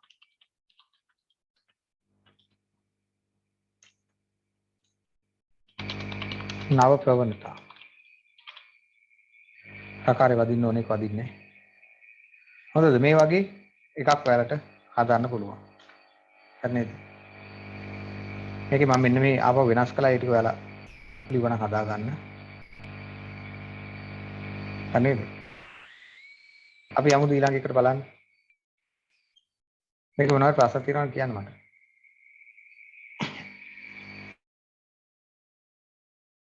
නෑ නේද? හරි. තුන්වෙනි ඡේදයට යන්නේ අපි. මේ දෙක කියලා දාලා තුන දෙක කියලා වටනට ඒකේ තුන සේවා විමුක්තියටත් වඩා සංවර්ධනය වූ රටවල ආදායම් ප්‍රශ්නයට විසඳුම් සපයා දීම පිණිස වර්තමාන චින්තනයේ කෘෂිකර්මයේ ප්‍රධාන තැනක් පවරයි. ගොවිජන කමිටු ලිපිකරුවන් බඳවාගෙන විභාගෙ මේක. හරිද? ගොවිජන කමිටු ලිපිකරු බඳවාගෙන දෙක ශ්‍රේණි එකක් මේක. ඒගොල්ලෝ කෙලින්ම ගත්තේ grade 2 වලට. ඔයාලව ගන්නේ grade 3 වලටනේ ගන්න. ඒකට ඒගොල්ලන් වැටුප් පියවර 6ක් ඉදිරියට දාලා තමයි ඒගොල්ලන් උදාත්. ඒක නිසා පොඩ්ඩක් සංකීර්ණයි මේ ඡේදේ. හරිද? විභාගේ සංකීර්ණයි ටිකක්. කමිටු ලිපිකරු විභාගය. හරි. කමිටු ලිපිකරු විභාගයේ ගොවිජන නිලධාරීන් බඳවාගෙන මේ කමිටු ලිපිකරු. බලන්නකෝ. කෘෂිකර්මයෙන් රැකෙන්නා වූ ජනසංඛ්‍යාවේ নিরপেক্ষ ප්‍රමාණය අනාගත දශක කිහිපය තුළ වැඩි වෙමින් පැවතී යයි අපේක්ෂා කෙරේ. සාපේක්ෂ নিরপেক্ষ කියලා වල වචන දෙකක් අහලා ඇති. සාපේක්ෂයි කියන්නේ මොකක්ද? එකකට අදාළව තව එකක් විග්‍රහ කරනවා. අරයට අනුව මෙයාට අනුව අරය. කෙනෙක් හොඳයි කියන්නේ කෙනෙක් නරකයි කියන්නේ කෙනෙක්ට අනුව සංසන්දනය කරන්නේ. ඒවා තමයි අපි සාපේක්ෂවාදී සංකල්ප කියන්නේ. ඕනම එකක් සාපේක්ෂයි. හොඳයි කියන කෙනෙක් තව කෙනෙක් ළඟ නරක වෙන්න පුළුවන්. තේරුණාද මං කියන එක? බොහොම හොඳයි කියන කෙනෙක් තව කෙනෙක් ගාම නරක වෙන්න පුළුවන්. ඒවා තමයි සාපේක්ෂවාදී සංකල්ප. নিরপেক্ষයි කියන්නේ. සංසන්දන්න බෑ ඒවා. নিরপেক্ষවාදී සංකල්ප එකකට එකක් සංසන්දනය කරන්න බෑ. නිශ්චිතයි. නේද? ඒවා නිශ්චිතයි. දැන් ජනසංඛ්‍යාවේ নিরপেক্ষ ප්‍රමාණය. ජනසංඛ්‍යාව සාපේක්ෂකයක් නෙවෙයි අපි කියන්නේ. নিরপেক্ষකයක්. ඒක කොහොම කවුරු එක සඳහන්නේ අපි? ජනසංඛ්‍යාව සඳහන් කෙනෙක් නැහැනේ. ඒකයි සාපේක්ෂ নিরপেক্ষ කියන දෙකේ වචනවල වෙනස. හරි? කෘෂිකර්මයෙන් බාහිරව වෙනත් රැකී ආරක්ෂා සපයා දීමෙන් පමණක් සේවා යුක්තියට විසඳුමක් සොයාගත නොහැකි යයි තර්ක කරනු ලැබේ. කතා කරන්නේ රැකියා ගැටලු ගැන්නේ. කලින් තිබූ අක්‍රිය තත්වයේ කියනකොට තව හල්තයනක් එන්න ඕන. සසඳා බලන කල්ලි කෘෂිකර්මයෙන් වඩා ක්‍රියාකාරී තත්වයක් මෙසේ අපේක්ෂා කරනු ලැබේ. මේ එක් අර්ථයකින් මීට දසවස් දෙකකට දසවස් කියන්නේ අවුරුදු 20කට පමණ ඉහත පැවති කෘෂිකාර්මික මූලික තත්වවාදයේ කරා ආපසු යාමක්සේ පෙනී යා හැකියි. ආපහු කෘෂිකර්මාන්තයට යනවා මේ අපි අවුරුදු 20කට පෙරදී. ඒත් විශේෂයෙන්ම සීමිත භූමි ප්‍රමාණයක් ඇති ආසියානු රටවල සාම්ප්‍රදායික වශයෙන් අඩු නිෂ්පාදනයක් ඇති අංශයක් වූ කෘෂිකර්මයට අතිරික්ත ජනසංඛ්‍යාව වැද්ද ගැනීමට ඇති හැකියාවේ ප්‍රමාණය ඉහළ නගින්නා වූ ජීවන මට්ටම් සපයා දීමේ හැකියාවන් පමණට වඩා අවධාරණය දැක්වීමේ අන්තරාවක් ඇත. මෙහිමයි. දැන් ලංකාව වගේ මේ දූපත් රාජ්‍යවල අපි සියලු දෙනා කෘෂිකර්මාන්තයට යමුනා කියන්නේ. අපි ඔක්කොම කෘෂිකර්මාන්තයට යනවා.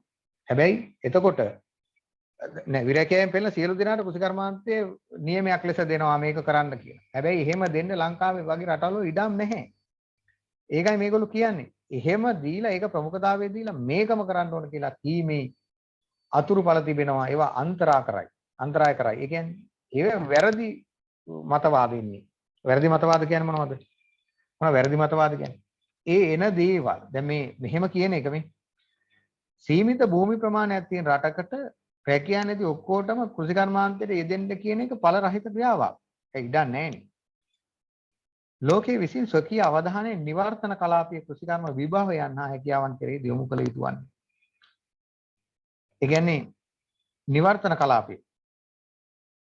ඒගොල්ලෝ නිවර්තන කලාපය කෙරෙහි වැඩි අවධානය යොමු කරන්න කියලා කියනවා. මෑතදී නිවර්තන කලාපයේ ආහාර අවශ්‍යතාව වැඩි වශයෙන් සෞම්‍ය කලාපයේ කෘෂිකර්මයේ මාර්ගයෙන් සපයාගත යුතුය යන මතය මේ කොමාව අනිත් පැත්තට හරවන්න. බොහෝසේ බලපෑත්තේ වැඩි වර්ෂාපතනයක්ද උචිත උෂ්ණත්වයක්ද සේදීගේ පසද ප්‍රාදේශීය රෝගද නිසා නිවර්තන කලාපයට පිරි ඉතිරි යන දශලක්ෂ සංඛ්‍යාත ජන සංඛ්‍යාව නඩත්තු කර නොහැකියි තර්ක කර තිබේ. නිවර්තන කලාපය කියන්නේ මොකක්ද? එකක් සෞම්‍ය තෙත් කලාපී ප්‍රදේශේ අනික එක නේද? වියලි කලාපයේ අතරමැදි වියලි කලාපයේ සුසු කලාපයේ අදුසු කලාපයේ ඔක්කොම අපි හඳුනන නිවර්තන කලාපය. හරිද? නිවර්තන කලාප කියලා අපි හඳුනන්නේ ඔක්කොම.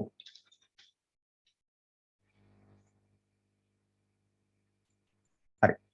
එතකොට ඒගොල්ලෝ නඩත්තු ගන්න බෑ කියලා කියන්නේ. නැවත බලන්න. සේවා යුක්තයෙන් දැන් දෙවෙනි වතාව කියනකොට මතක තියාගන්න වැදගත් කරුණු වලට ඉරි ඇඳගෙන යන්න. හරිද? වැදගත් කරුණු වලට ඉරි ඇඳගෙන යන්න. දැන් මම මේකෙදි වාක්‍ය පිටින් ගන්නේ නැතුව ඉන්නම්කෝ. කොටස් ගන්නම් පස්සේ වාක්‍ය සම්පූර්ණ කරනවා.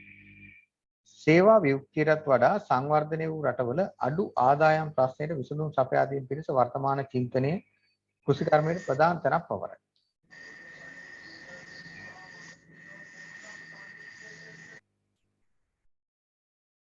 සංවර්ධනය වූ රටවල කෘෂිකර්මයට ප්‍රධාන සංවර්ධනය වූ රටවල අඩු ආදායම් ප්‍රශ්නයට විසඳුම් සපයා දීම පිණිස කෘෂිකර්මයේ ප්‍රධාන තැනක් පවරයි. කෘෂිකර්මයේ ප්‍රධාන තැන. ඉරකියවල විසඳු විදියට කෘෂිකර්මාන්තයට ස්ථානය දෙනවා. නිරපේක්ෂ ප්‍රමාණය අනාගත දශක කිහිපය තුළ වැඩි වෙමින් පැවතිය අපේක්ෂයි. ඒ කියන්නේ කෘෂිකර්මාන්තයෙන් යැපෙන ප්‍රමාණය මොකද වෙන්නේ? වැඩි වෙයි. දශක කිහිපය තුළ වැඩි වෙයි. ඉතින් හරිනේ කෘෂිකර්මාන්තයේ යැපෙන ප්‍රමාණය කියන්නේ ඒගොල්ලෝ කවුද? කෘෂිකර්මාන්තයේ යොමු වෙන ප්‍රමාණය. කර්මාන්ත බිඳ වැටෙනකොට කෘෂිකර්මාන්තයේ යොමු වෙනවා. අන්නේ. කෘෂිකර්මයෙන් බාහිර වෙනත් රැකී ආරක්ෂා සපයා දීමෙන් පමණක් සේවා යුක්තියට විසඳුමක් සොයාගත නොහැකියයි තර්ක කරනු ලැබේ. එහෙනම් මොකද කියන්නේ? මේ එකමයි කියන්නේ. කෘෂිකර්මාන්තයට යොමු කරන්න ඕන කියලාමයි මේ කියන්නේ. කෘෂිකර්මාන්තයට යන්න ඕන කියලාමයි මේ කියන්නේ. කලින් තිබූ අප්‍රිය තත්ත්වය හා සසඳා බලන කල්හි කෘෂිකර්මයෙන් වඩා ක්‍රියාකාරී තත්ත්වයන් මෙසේ අපේක්ෂා කරනු ලැබේ. කොහොමද අපේක්ෂා කරන්නේ? කෘෂිකර්මාන්තයෙන් මම මේක විතරයි ගන්න. ක්‍රියාකාරී තත්ත්වයක් අපේක්ෂා කරනවා. අපි පෙර අක්‍රිය කියන්නේ ඕනේ නැහැ නේ ආපහු ක්‍රියාකාරී තත්ත්වයක් අපේක්ෂා කරනවා. මේ එක් අර්ථයකින් මීට දසවස් දෙකකට දසවසක් කියන්නේ අවුරුදු 10ක්. ඒ කියන්නේ වසර 20කට පමණ පෙර. හරිද? පැහැදිලි කෘෂිකාර්මික මූලික තත්ත්වවාදයේ කරා ආපසු යාමක් පෙන්නේ නැහැ. මූලික තත්ත්වවාද. ඒ කියන්නේ කෘෂිකාර්මික ජීවිතයක් ගත කරපු අවුරුදු 20කට විතර පෙර නේද? ඒත් විශේෂයෙන්ම සීමිත භූමි ප්‍රමාණයක් ඇති ආසියානු රටවල සාම්ප්‍රදායික වශයෙන් අඩු නිෂ්පාදනයක් ඇති අංශයක් වූ කෘෂිකර්මාන්තයේ. ඉතින් ආසියානු රටවලට මේක ගැටලුවක්. ඒගොල්ලන්ට භූමිය සීමිතයි. 65610 අපිට තියෙන්නේ. නේද? ඒකිනු ගෙවල් හදාගෙන පාරවල් හදලා අධිවේගී මාර්ග හදලා නේද? අභ්‍යන්තර ජලාශ ඔක්කොම අයින් කරපුවාම අපිට කොච්චර ඉතිරි වෙයි? ඒ නිසා මේ ඒකයි මේ සීමිතයි කියන්නේ. 65610 අපිට යොදවන්න බැරි කෘෂිකර්මාන්තේ. නේද? කෘෂිකර්මයට අතිරික්ත ජන සංඛ්‍යාව නේද? වැදගත් සම්බන්ධ කරගන්නේ අන්තරායකයි. ඒක සුදුසු නෑ සීමිත භූමිය කොහොමද කරන්නේ මේගොල්ලන් රැකියාව දෙන්න බෑ. ලෝකයේ විසින් සැකී අවධානය නිවර්තන කලාපීය විභාවයන් කියන්නේ හැකියාවන්. විභාවයන් සහ හැකියාවන් කියන්නේ හැකියාවන්ම තමයි. විභාවයන් කියන්නේ හැකියාව තමයි නේද? වචනේ එහෙම අර්ථ දනවන්න අමාරුයි. මෑතදී නිවර්තන කලාපයේ ආහාර අවස්ථාව වැඩි වශයෙන් සෞම්‍ය කලාපීය කෘෂිකර්මයෙන් සපයාගත යුතුයි කියලා මතයක් ආවා. මෙන්න මේ ටිකට වැඩි වර්ෂාපතනයක්, උචිත උෂ්ණත්වයක්, සේදීගේ පස, ප්‍රාදේශීය රෝග. දැන් මොකද මට මේකට තියෙන්නේ? මේවා අපිට විස්තර කරන්න බෑනේ එකක්වත්. මේ ටිකට අපිට තනි පදයක් හොයන්න ඕන. භෞතික ගැටලු වෙනවනේ. භෞතික ගැටලු. නිවර්තන කලාපයට නැත්නම් භූගෝලීය ගැටලු.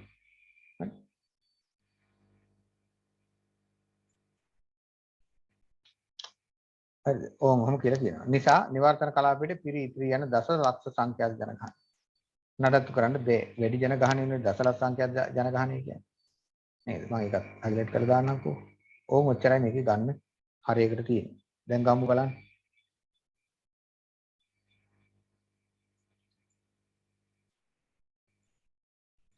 උඩට දාගෙන දාන්න යන්නේ.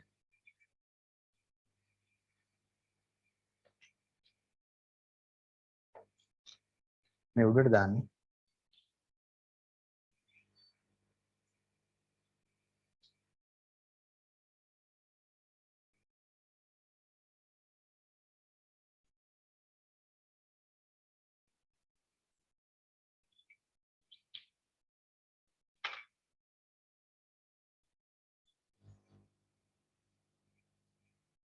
සුදුසු පරිසර සාධකයක් කමන්නේ. පල්ලෙහාකට නේද? බලමු ඒක අපි ගන්නකොට මොකද්ද ගන්න කියලා.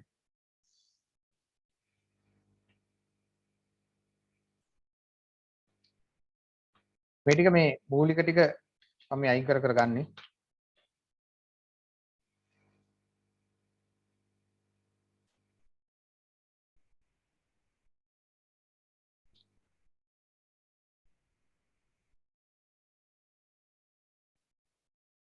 දැන් ඉතින් මෙහෙම ගත්ත හැකි මට.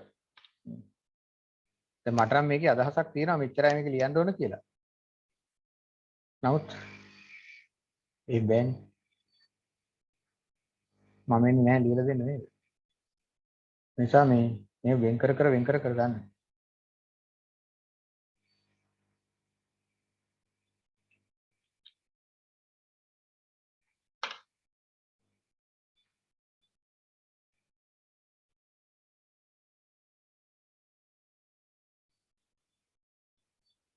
මෙන්න මේ ටිකට අපි තනි පදයක් හොයමු කියලා කිව්වා වෙනත් වචනයක්.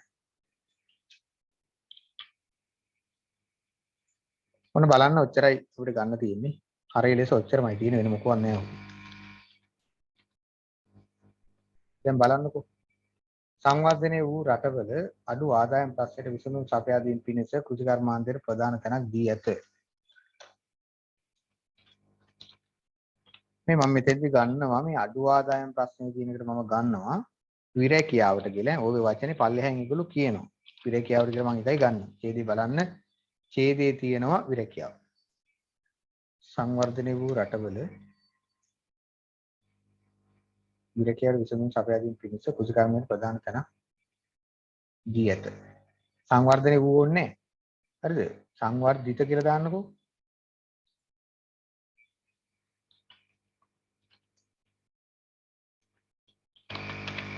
රටවල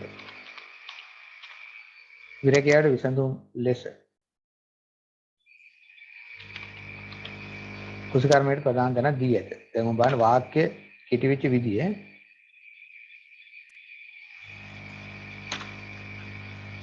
දශක කීපයක් තුල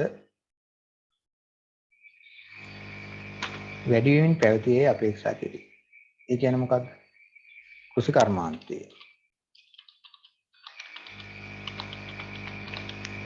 කෘෂිකර්මාන්තයට යොමු වීම.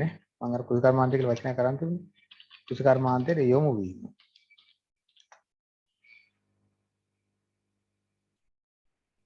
වැඩි වෙමින් පවතී. අපේක්ෂා කරේ ඕනේ වැඩි වෙමින් පවතී.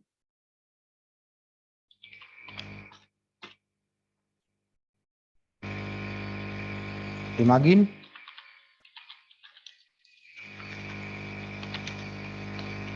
වැඩි ක්‍රියාකාරී තත්ත්වයක් අපේක්ෂා කරයි. මේකේ වාක්‍ය උඩයට කරන්න වෙයි අපිට. නිකන් මේ දාගෙන ගිහිල්ලා බලමු. නේද? මීට දසවස් දෙකකට පමණ පෙර. කලකට ඉහත කියලා දාමු. නැත්තම් දශක දෙකකට පෙර.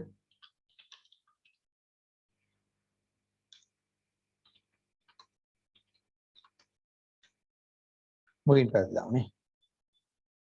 එය මුලින් පැවති මූලික තත්ත්වවාදයේ වෙත මූලික තත්ත්වවාදයට නැවත යාමකි. එහෙත් දැන් කතා කරන්නේ ආසියානු රටවල් ගැන.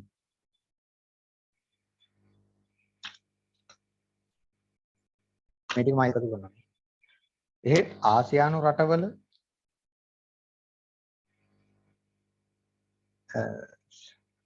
සීමිත භූමිය එහෙත් සීමිත භූමිය ඇති ආසියානු රටවල සාම්ප්‍රදායික කෘෂි කර්මාන්තයට අතිරික්ත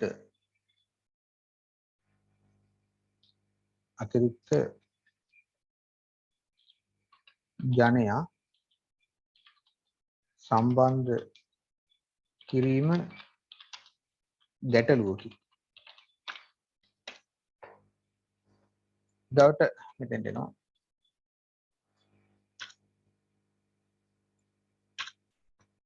දැන් බලන්නකෝ. මේ යට ටික හදන්න ඕනේ. නිවර්තන කලාපීය කෘෂිකර්ම විභවයන් හා හැකියාව. හැකියාව නයි කරනවා.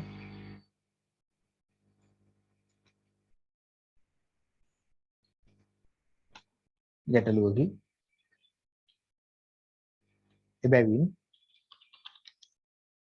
නිවර්තන කලාපීය කෘෂිකර්මයේ කෙරෙහි විභවයන් ඕනේ. කෘෂිකර්මයන් කෙරෙහි අවධානය යොමු කළ යුතුය.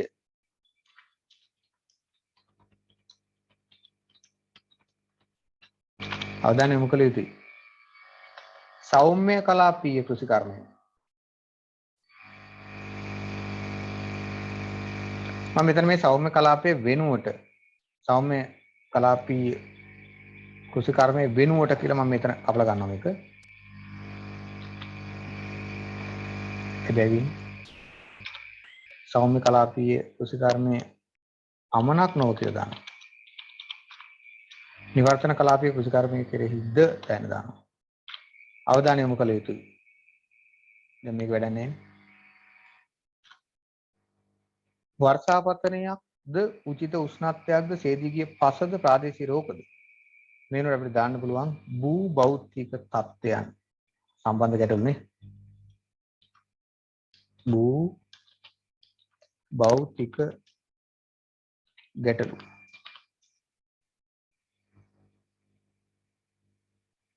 භූ භෞතික ගැටලු निराकरණය කර ඊට බලෙන් පොඩ්ඩක් ගිහිල්ලා මොකද කිව්වේ කියලා.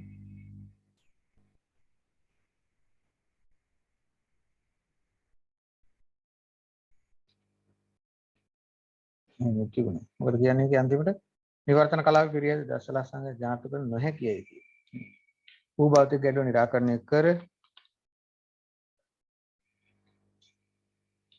ගැටලු වලට විසඳුම් සෙවිය යුතුයි. මේකෙදි එකක් හැලුණා අපි අදින්. අපි රයින් කරපු වාක්‍ය හැලුණා මේකෙදි. ඒක ගන්න ඕන උඩට. අර වැඩි වේ ජනගහනේ නඩත්තු කරන්න බෑ කියලා කියන්නේ.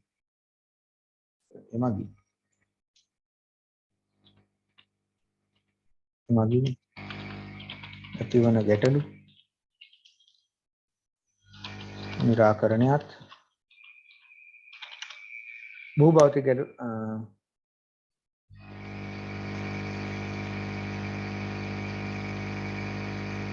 මගින් ඇති වෙන ගැටලු.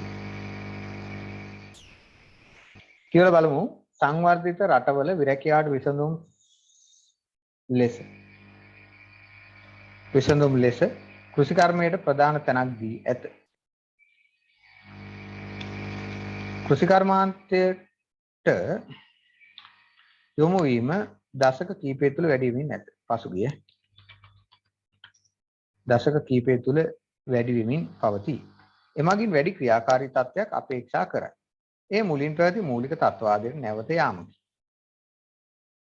එහෙත් සීමිත භූමිය ඇති ආසියානු රටවල සාම්ප්‍රදායික කෘෂිකර්මයට අතිරික්ත ජනයා සම්බන්ධ කිරීම ගැටලුවකි. එබැවින් සෞම්‍ය කලාපීය කෘෂිකර්මයේ පමණක් නොව නිවර්තන කලාපීය කෘෂිකර්මයේ කෙරෙහි අවධානය යොමු කළ යුතුය. එයින්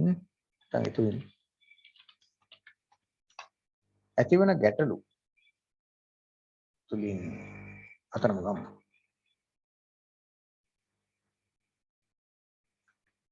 භූභෞතික ගැටලු निराකරණය කර ස්ථිර විසඳුම් සෙවිය යුතුයි. ඔච්චරයි තියෙන්නේ. ස්ථිර විසඳුම් සෙවිය යුතුයි. දැන් මේ යන්න ඔබට මේක ඒ තුලින් කිව්වොත් ඒ යන්න ඈත් වෙනවා. ඒ තුලින් ඒ මගින්. හැබැයි ඒ තුලින් කිව්වොත් ඒ යන්න ලං වෙනවා. හරිද? තේරුණාද? අහපු කෙනාට මම දවස්කුත් කිව්වා මම ආයෙ කිව්වා. දැන් ගයින්ද බලන්න 1යි 2යි 3යි 4යි 5යි 6යි 7යි 8යි 9යි 10යි 11 12 13 14 15 16 17 18 19 20 21 22 23 24 25 26 27 28 29 30 31 32 33 34 35 36 37 40 41 42 43 44 45 46 47 48 49 50 52 53 54 55 56 57 59 60 61 62 63 64 65 66 67 68 වචන 75ක් 80ක් අතර සංඛ්‍යාවක් ඕනේ. වචන ගණන 72. මාතෘකාව තමයි මොකක්ද? ප්‍රධාන මාතෘකාව. අර දාලා තියෙන මාතෘකාව කවුරුත් නැත්.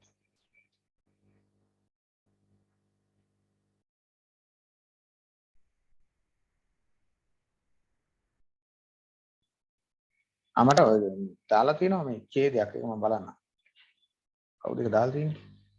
ප්‍රදීප්. මේක බලමු අපි. වචන ගන්න මාතෘකාව. මේ මාතෘකාව එහෙම ලියනකොට මාතෘකාව කියලා ලියලා ලියන්නේ. හරිද? ඕන්නම් හිතා ගන්න මේක මොකද්ද කියලා විභාගේ බලන අයට හිතා ගන්න දෙන්න එපා. පැහැදිලිව ලියන්න ලියන එක. මෙතන යටින් ඉරක් ඇඳලා නේද? අඩි රූල කියලා. ඊට මෙතෙන්ටත් යටින් ඉරක් ඇඳලා අඩි රූල කියලා. එහෙමයි ලියන්නේ. ඔය ආවට කියන ලියන්න එපා. මේ සමහර අය මේ වචන ගන්න දාන්නේ මෙන්න මෙතන. ඕන්නම් කළ වරහන් කළා දානවා. ඒක චූටි අකුරෙන් දානවා. මේ සාරාංශය ලියන ලොකු අකුරකින් ඇහැට නොපෙනෙන අකුරකින් දානවා වචන ගණන්. එහෙම කරන්න එපා. ඔබේ වචන ගණන ලියනවා කියන්නේ සාරාංශයක කොටසක්. ප්‍රශ්නෙට අදාළ එකක් ඒක. ඒ නිසා එහෙම කරන්න මතක තියාගන්න.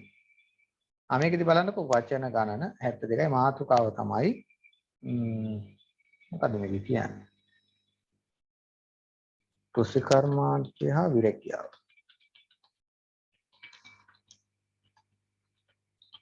කෘෂිකර්මාන්තය හා විරැකියාව. කෘෂිකර්මාන්තය හා විරැකියාව. හරිද? ඒක හොඳයි නේද? හරි. එතකොට මේ විදිහ ගන්නකො. නේ? හරි. ඊගායක බලමු අපි මේ එකේ දීලා තුනක් ටික.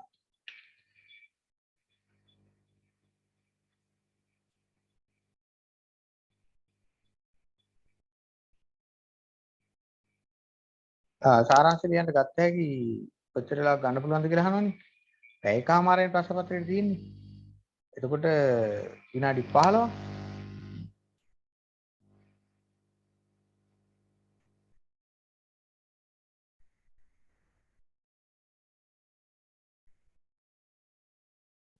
ඔයාලා සාමාන්‍ය එක කොටස හරිද? ඒ කඩපඩ දාලා ගහන්න ඒවා විනාඩි 20න් එහෙම. එක කොටස සාමාන්‍යයෙන් ඔයාලා විනාඩි 40ක් විතර යනකොට ඉවර කරනවා. හරිද? ওই දෙකම එකටනේ දෙන්නේ.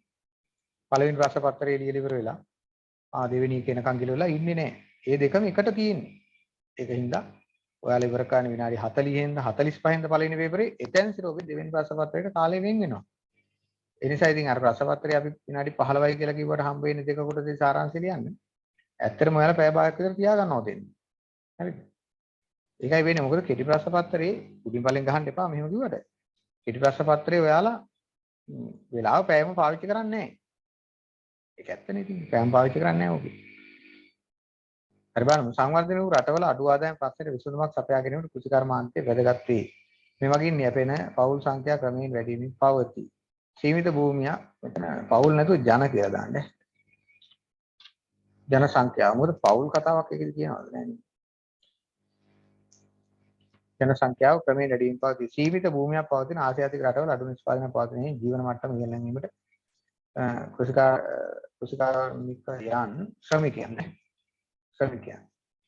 ශ්‍රමිකයන් වැඩි කළ යුතුයි. නිවර්තන කලාපේ ආහාර අවශ්‍යතාවය සෞම්‍ය කලාපයෙන් සපයා ගැනීමද කාලගුණ විපර්යාස රෝගී අපේක්ෂිත විශාල ජනතාව නඩත්තු කර නොහැකි බව මත පවතී. හොඳයි. වචන ගන්න පොඩ්ඩක් හදන්න වෙනවා. නේද? වචන ගන්න ටිකක් හදන්න. කෘෂිකර්මාන්තය තුලින් සංවාදනය. කෘෂිකර්මාන්තේ හා විරැකියාව. කෘෂිකර්මාන්තේ හා ඔයාගේ මේ කියන අදහසත් එක්ක කමන්නේ. හරිනේ. ඒක හරිය මෙන්න මේ අර හදපු තැන් හදන්න. හරි නේද? අපි යමු ඊගාට. ඕයි පේන ලොකු.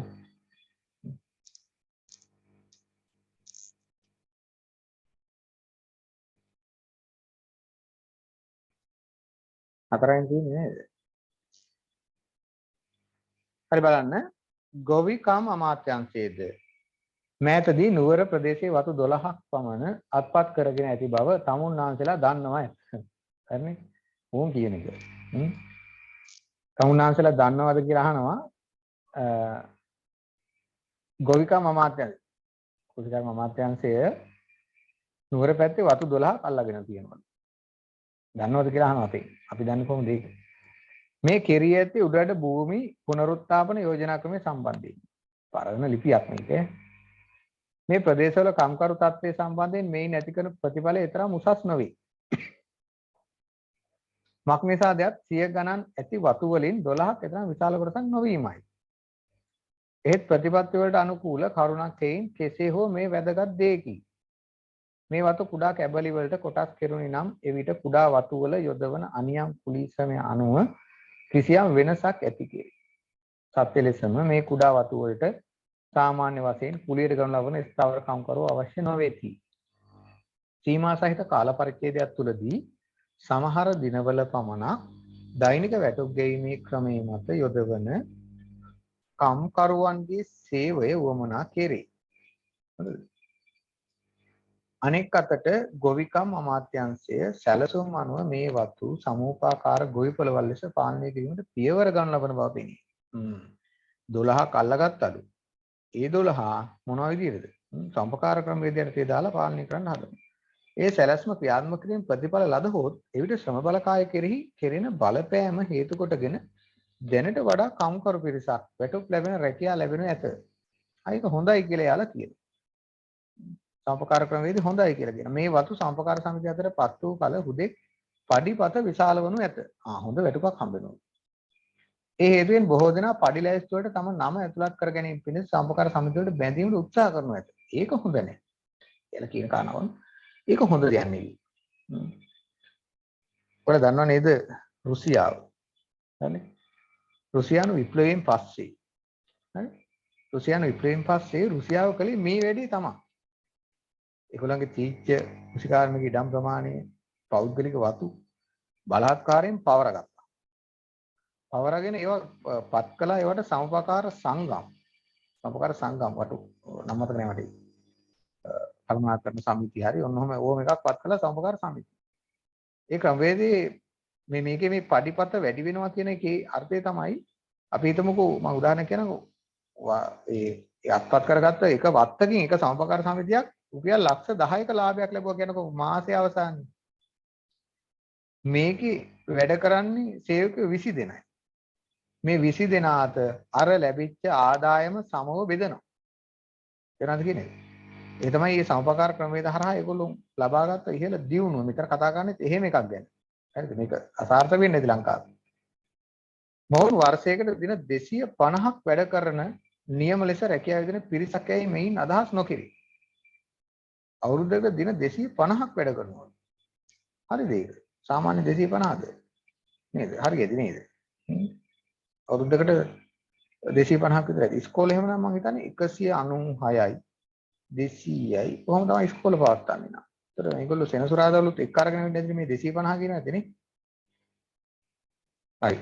ඒ කියන්නේ දිනපතා මේගොල්ලෝ වැඩට එයි කියලා අදහස් නොකිරේ කියලා කියනවා. ඒ කියන්නේ අර පඩිය ලබා ගැනීම වෙනුවෙන් බැඳෙනවා සමපකාර සමිතියට. හැබැයි වැඩට එන්නේ නැහැ. පඩිපතේ වැඩියෙන් නම් ඇතුළත් කර තිබෙන නිසා කම්කරු ශක්තිය තත්ත්වය හොඳ අතර හැරෙන්නට පුළුවන්. ඒගොල්ලන්ට වැඩියෙන් හම්බ වෙනවනේ සල්ලි. ඒතකොට ඒගොල්ලන්ගේ තත්ත්වය හොඳ වෙනවා. ඒත් අනෙක් අතට සියුම් ලෙස වැඩ කෙරේද යනු විවෘත ප්‍රශ්නයයි. මේ මුන් වැඩ කරාවිද නොකරාවිද කියන එක ගැටලුවක්. මේ රටේ පමණක් නොව අනෙකුත් සංවර්ධන වෙන බොහෝ රටවලද මේ පිළිබඳව මා ලබා ඇති පළපුරුද්ද අනුව මේ තරම් පිට කරනවා. මේ මෙයාගේ අදහසනේ මේ කියන්නේ. මේ ලේඛකගේ අදහස. එයා කියනවා මේක හොඳ නැහැ. මේක හිතකර නැහැ. නේද? මේ தත්ත්වය හොඳ නැහැ කියලා එයා ලබලා තියෙන අත්දැකීම අනුව. සම්පකාර සමිති ව්‍යාපාරයේ ඒපත් අයහපත් සංවිධානයයි මේ අදහස් නොකරයි. ඒ සම්පකාර ව්‍යාපාර කියන්නේ අයහපත් ඒවා නෙවෙයි කියලා කියනවා. දැන් තියෙන සම්පකාර නෙවෙයි. ඒ කෘෂිකාර්මික සම්පකාර සමිති තිබුණා. කෘෂිකාර්මික සම්පකාර සමිති ඒක තමයි. දැන් කරන්නේ ඉතින් කොහෙන් හරි රටකින් ගේන ආල්මස් ටික, සැමන් ටික, නේද? තව මොන හරි ටික, හාල් ටික, පෝලිං හදලා ඒ හරහා විකුණන එකනේ. දැන් සම්පකාර ක්‍රමී සතස ක්‍රියාමාර්ග වල දැන් තියෙන ඒකනේ.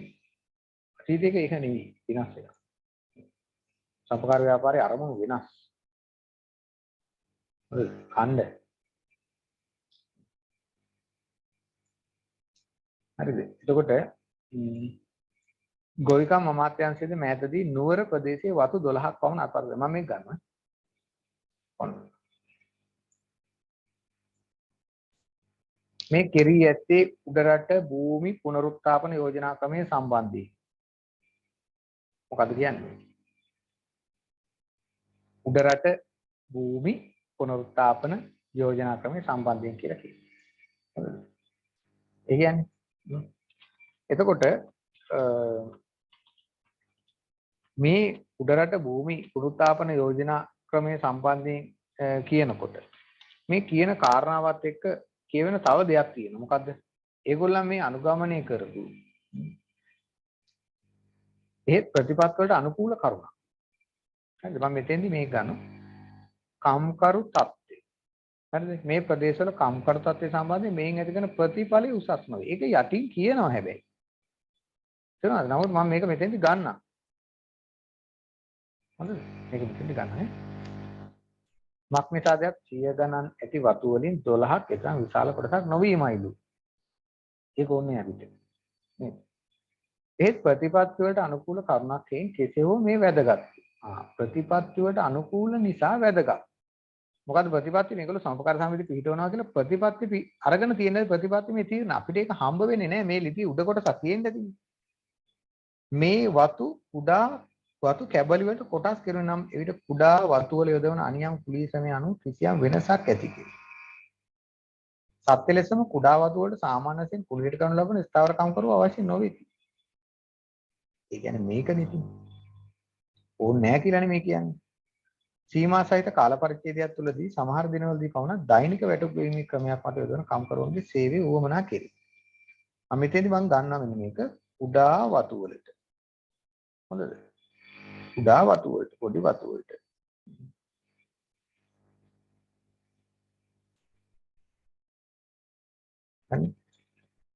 කුඩා වතු වලට සාමාන්‍ය වශයෙන් කුලියට ගනු ලබන ස්ථාවර කම්කරු අවශ්‍ය නොවේති. හරි. ස්ථාවර කම්කරු ඕනේ.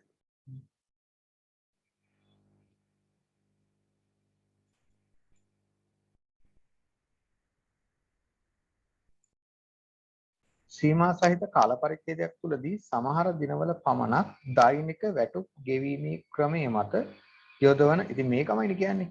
ස්ථාවර කම්කරු ඕනේ නැහැ කියන්නේ මේක තමයි ඉතින්. දෛනික කම්කරු.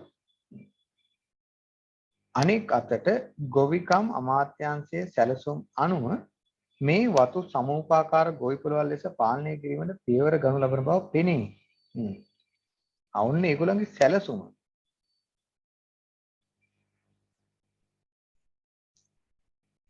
මේ සැලැස්ම ක්‍රියාත්මක කරමින් ප්‍රතිඵල ලදහොත් මගින් බලපෑම හේතු කොටගෙන හොඳ ජීවන මට්ටමක් ඇති වෙනවා. කාටද? කම්කරුවට වැටුපක් ලැබෙන රැකියාවෙන්. මේ වතු සමූපාකාර සමිති අතරට පත් වූ කල හුදෙක් පඩිපත විශාල වෙනවා. හොඳ වැටුපක් ලැබෙනවා. ඒකයි කියන්න ඕනේ. ඒ හේතුවෙන් බොහෝ දෙනා පඩි ලෑස්තු වලට නම ඇතුළත් කර ගැනීම පිණිස සමූපාකාර සමිති වල බැඳීමට උත්සාහ කරනවා. ඒ හේතුවෙන් බොහෝ දෙනා සමූපාකාර සමිති වලට බැඳීමට උත්සාහ කරනු ඇත. ඒක හොඳයිද නරකයි? නරකයි. මොවුන් අවුරුද්දකට දින 250ක් වැඩ කරන නියම ලෙස රැකියා දෙන පිරිසක් අය මෙයින් අදහස් නොකේ. මොකද මේ කියන්නේ? මේක අවුරුද්ද දින කතාව වුණේ මොවුන් වර්ෂය පුරා. හරිද? මොවුන් මේව කරපු වර්ෂය පුරා. මේකට අපි වෙන වචනයක් දානවා වර්ෂය පුරා.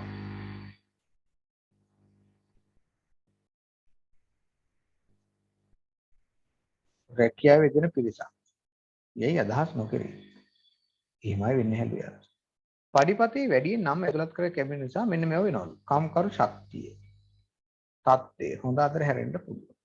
ඒක අපි කලින් කිව්වා නේද? ඕනේ නෑ. එහෙත් අනෙක් අතට වඩා සියුම් ලෙස වැඩ කිරේද යන්නේ. විවෘත ප්‍රශ්නය. ප්‍රතිඵල හම්බ වෙනවද කියන එක. මේක සියුම් ලෙස වැඩ කිරේද කියන්නේ හොඳද? ප්‍රතිඵල ලැබෙයිද? මේකේ ප්‍රතිඵල තියනවද කියලා ගැටලුවක් එනවා. මේ රටේ පවණක් නොව අනෙකුත් සංවර්ධන වෙන බොහෝ රටවලද මේ පිළිබඳව මාලාභාදී පළබුද්දද. ඒක අපිට දන්නේ මේ තරම් හිත කර නොවේ. ලේඛකයාට අනුව හිත කර නොවේ. සම්පකාර සමිති ව්‍යාපාරය ඒ බඳු අයහපත් සංවිධානයේ මේන් අදහස් කරනවා. සම්පකාර සමිතිය හොඳයි. නමුත් මොකද කියන්නේ? ඒක හොඳ ප්‍රතිඵල ලැබෙන පරිදි ක්‍රියාත්මක කළ යුතුයි කියලා කියනවා. අයහපත් ඒවාත් තියෙනවා කියලා මේ කියන්නේ. උඩට දාන්න.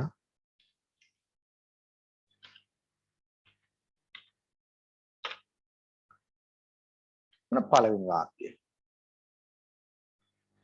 මෙන්න දෙවෙනි වාක්‍යය.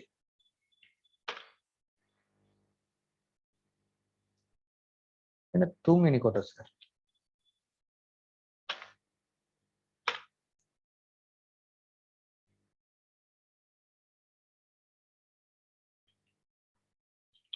මෙන්න හතරවෙනි කොටස.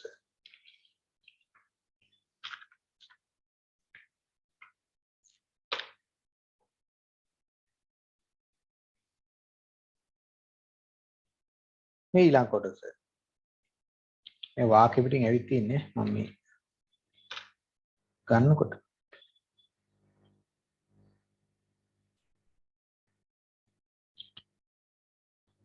මේ ඊළඟ කැලේ අපි මේක අරගෙන බලමු.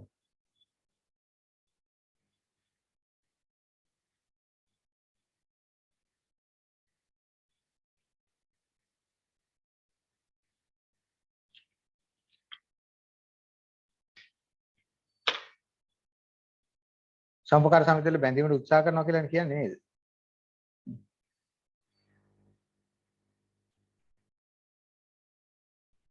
මේ ටික මම ගන්නවා.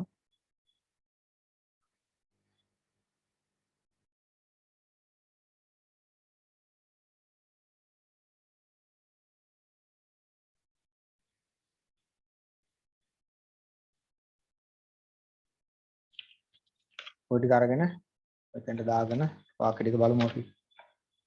මෙන්න මෙහෙම කැලි ටිකක් අපිට ආවා. ගෝවිකම් අමාත්‍යාංශය. ඒක අපිට කුෂිකාර්මික අමාත්‍යාංශය කියලා නොකියමුකෝ අපි. හරිද? කුෂිකාර්මික අමාත්‍යාංශය කියලා නොකියමු අපි බලන්න. ගෝවිකම් අමාත්‍යාංශයේ මෑතදී නුවර ප්‍රදේශයේ වතු 12ක් පමණ අත්පත් කර දෙන ඇති බව තමුන්නාසලා දන්වා ඇත. ඒක වැඩක් නැහැ අපිට නේද?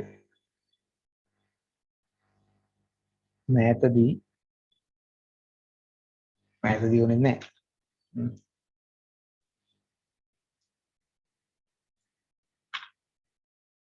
වතු කිහිපයක්.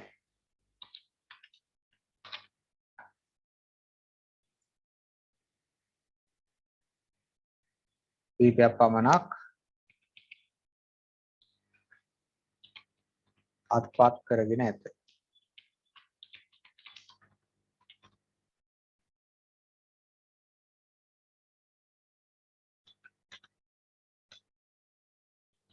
විශාල වතු සංඛ්‍යාවක් ඇති බැවින් කියලා මම මෙතන දානවා. ඇති බැවින්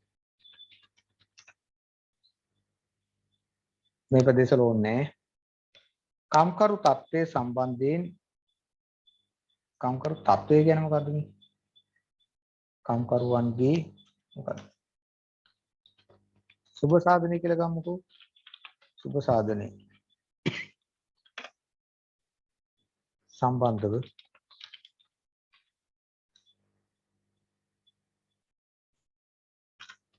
ඇති කරන බලපෑම අවමය.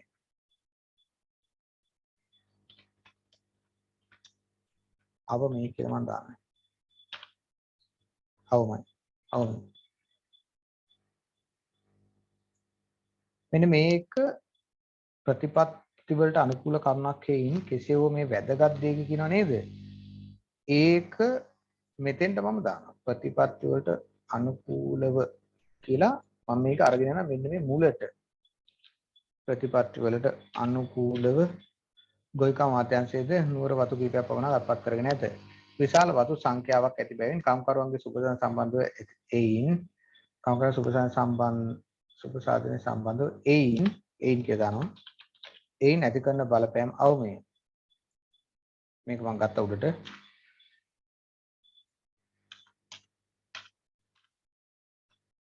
උඩා වතු වලට ස්ථාවර කම්කරුවන් අවශ්‍ය නොවේති. ගොවිකම් කියන්න ඕනේ යලි දැන් උඩ කතා කරන්නේ මේකනේ. අමාත්‍යාංශයේ සැලසුම් අනුව මෙම වතු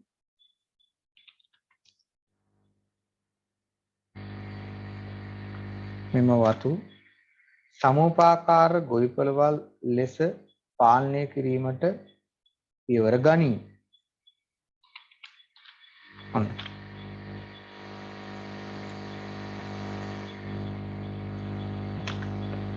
එමගින්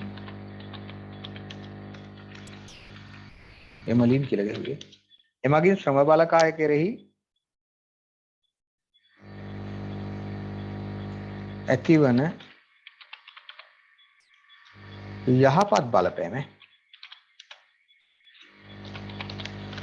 යහපත් බලපෑම නිසා හේතුන් කියලා දාන්න පුළුවන්.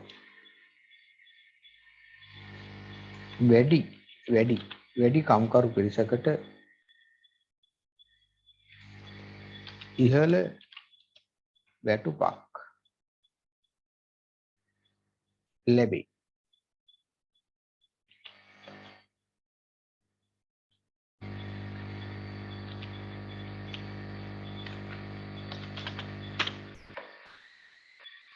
එබැවින් බොහෝ දෙනා සමුපකාර සමිති වලට බැඳීමට උත්සාහ කරන අතර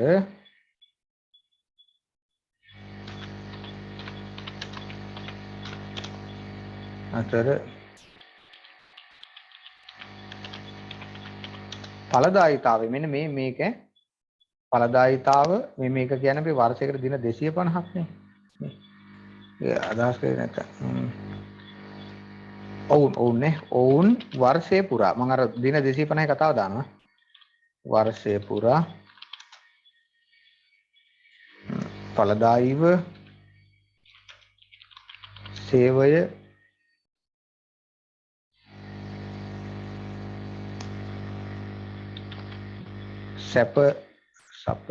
සැපයීම පිළිබඳ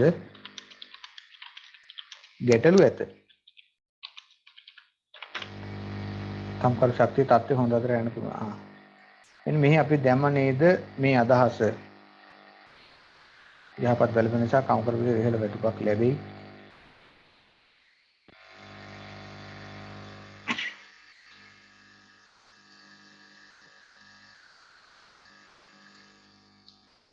ඉහළ වැටුපක් ලැබෙයි.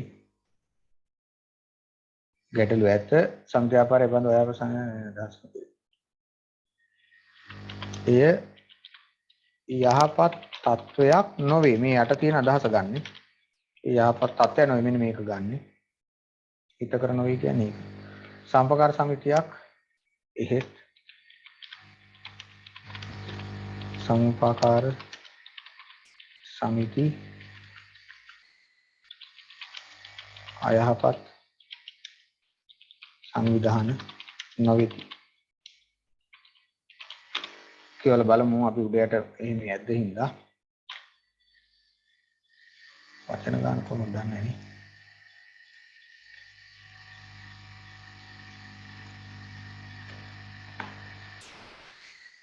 ප්‍රතිපත්ති වලට අනුකූලව ගෝවිකා අමාත්‍යාංශයේද නුවර වතු කීපයක් පමණක් අත්පත් කරගෙන ඇත. පමණක් වුණේ. විශාල වතු සංඛ්‍යාවක් ඇති බැවින් කම්කරුවන්ගේ සුබ සාධනය සම්බන්ධයෙන් එහි නැති කරන බලපෑම අවමය.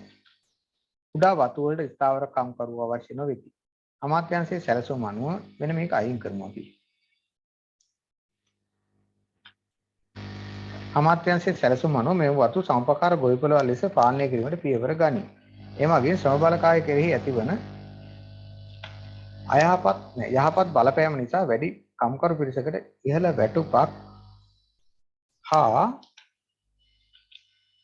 සුබ සාධන කියන වචනේ අපි ගත්තද මේ කොහෙද?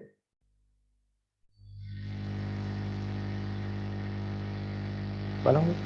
එබැවින් බොහෝ දෙනා සම්පකාර සමිති වලට බැඳීමට උත්සාහ කරන අතර වැටුපක් හා සුබ සාධනයේ ඉහළ යයි. ලැබෙයි අයින් කරලා.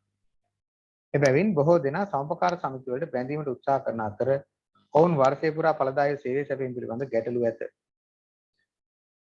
ඔවුන්ගේ සේවය ලබා ගැනීම පිළිබඳ කියලා දාමු. ඔවුන්ගේ සේවය වර්ෂය පුරා ඵලදායීව ලබා ගැනීම පිළිබඳ ගැටලු ඇත. ඒ යහපත් තත්ත්වයක් නොවේ. එහෙත් සම්පකාර සමිතිය අයහපත් සංවිධාන නොවේ. එච්චරයි. 1යි 2යි 3යි 4යි 5යි 6යි 7යි 8යි 9යි 10යි 11යි 12යි 13යි 14යි 15යි 16යි 17යි 18යි 19යි 20යි 21යි 22යි 23යි 24යි 25යි 27 28 29 30 31 32 33 34 35 36 37 38 39 40 41 42 43 44 45 46 47 48 49 50 51 52 53 54 55 56 57 58 59 60 61 62 63 64 65 66 67 68 69 70 72 73 74 75 77 77 80 81 82 83 80 ඕනේ මේක. හැබැයි 80ක් 85ක් අතර සංඛ්‍යා. එන 82 කමන්නේ.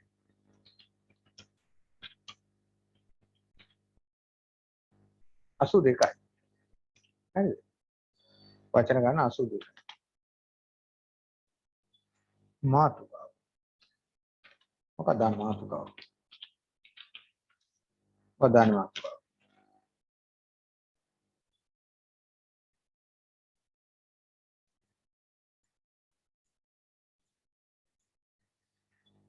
නව ඉදම් ප්‍රතිපත්ති නෙමෙයිනේ. මොකක්ද?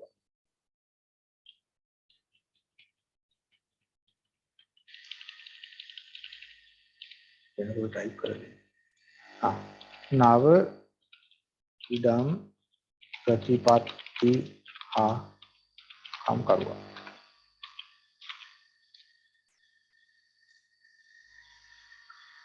නව ඉදම් ප්‍රතිපත්ති හා කම්කරුවා. ඔය එකක් දාන්න පුළුවන්. හරි. අපි සාරාංශ 4ක් ලිව්වනේ නේද? තව දෙකක් ඉතිරි වෙනවා.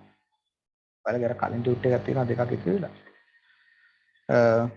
ඒවත් එක්ක අපි සාකච්ඡා කරමු වෙලාවක් දාගෙන. වෙන වෙලාවක. ඇති නේද? 4කට වැඩි ටික යන්න අමාරුයි නේද?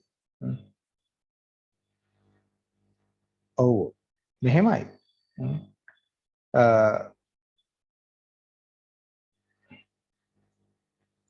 වචන ගාන දුන්නොත් දුන්නේ නැතොත් ඔබට තුනෙන් එකකට ලියන්න කියලා කිව්වම නැත්නම් මෙහෙම හිතන්නකො තුනෙන් එකකට සාරාංශ කරන්න කියලා කියනවා.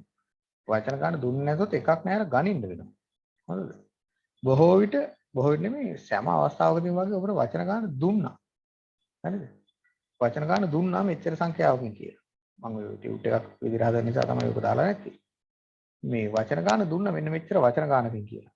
ඒ වචන ගාන නම් ඉක්මවන්න එපා මොනම හේතුවම තමයි. මේ බලන්නකෝ. 70 75 අතර සංඛ්‍යාවකින් ලියන්න කියලා. එතකොට ඔබට මේ ඇතුලේ මේ ඔයාලා කට්ටෙට ලියන්නේ එහෙම නේ 75ට. මොකද මම 75ට ලියන්න එපා කියන්නේ 75 කියලා කියනවා 75 ලියුවට ප්‍රශ්නයක් නැහැ නේ. ප්‍රශ්නයක් තියෙනවා. මොකක්ද තියෙන ප්‍රශ්නේ? පද බෙදීම් වැරදි වෙච්ච ගමම වචන එකක් යන්න දෙන අවස්ථාව 76යි. තව එකකට අවස්ථාව දෙනවා හැබැයි ලකුණක් කපලා. ඔන්න. තව එකකට අවස්ථාව දෙනවා. මෙන්න මේ දෙකෙන් පස්සේ අය කිසිදු කතාවක් නැහැ. පරීක්ෂකවරයාගේ අභිමතයේ පරිදි ක්‍රියා කරන්න කියලා කියන මේ ලකුණු තුන තියෙනවා. මොකද පරීක්ෂකවරයාගේ අභිමතය? අභිමතය තමයි මේ ලකුණු තුන කපා දාන එක. තේරුණාද? අපරාධ නේද කරගන්නේ. ඒ නිසා කොයි වෙලාවකවත් මේ 75 ලියන්නේ නැහැ. අපි ලියන්නේ 70කට. 70කට ඔයාලගේ ලියන්නකො. එතකොට 72ක් විතර එනවා. 72ක් 73ක් 75ම එන්නත්. ඇයි එහෙම කියන්නේ? පද බෙදීම් වැරදි. පද බෙදීම් නිවැරදි නේ.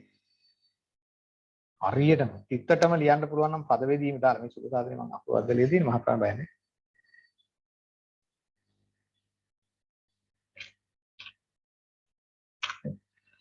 සුබ සාධනේ කියනකොට විතර මහ ප්‍රාණ බයන්නේ විතරම. දැන් සුබ මංගලම්. නැන්නේ. සුබ පැතුම්.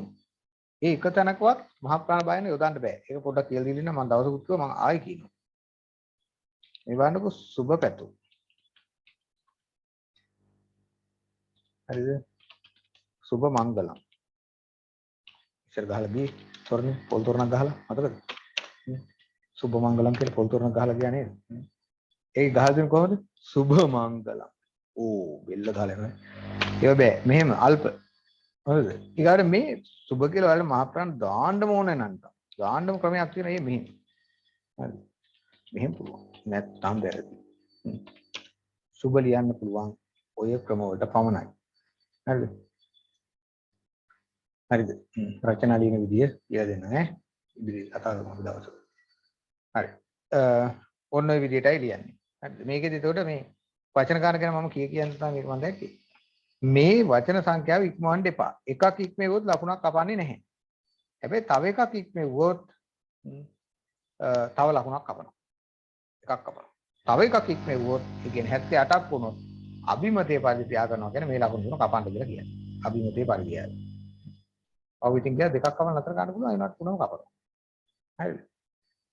සාරාංශ ලියනකොට මූලික අදහස අනිවාර්යයි.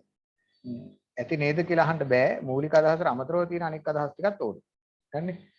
මූලික අදහස ගම්ම්‍ය කරනකොට ඒකත් එක්ක බද්ධ වෙන කරුණු ටිකක් තියෙනවනේ. ආන්ගේ ටික ඕනේ. ඒ ටික අනිවාර්යයෙන්ම ඕනේ. හරිද?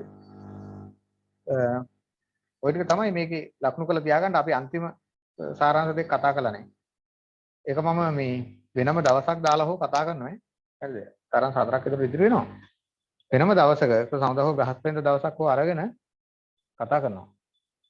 හරිද? එතකොට හරි ඒක.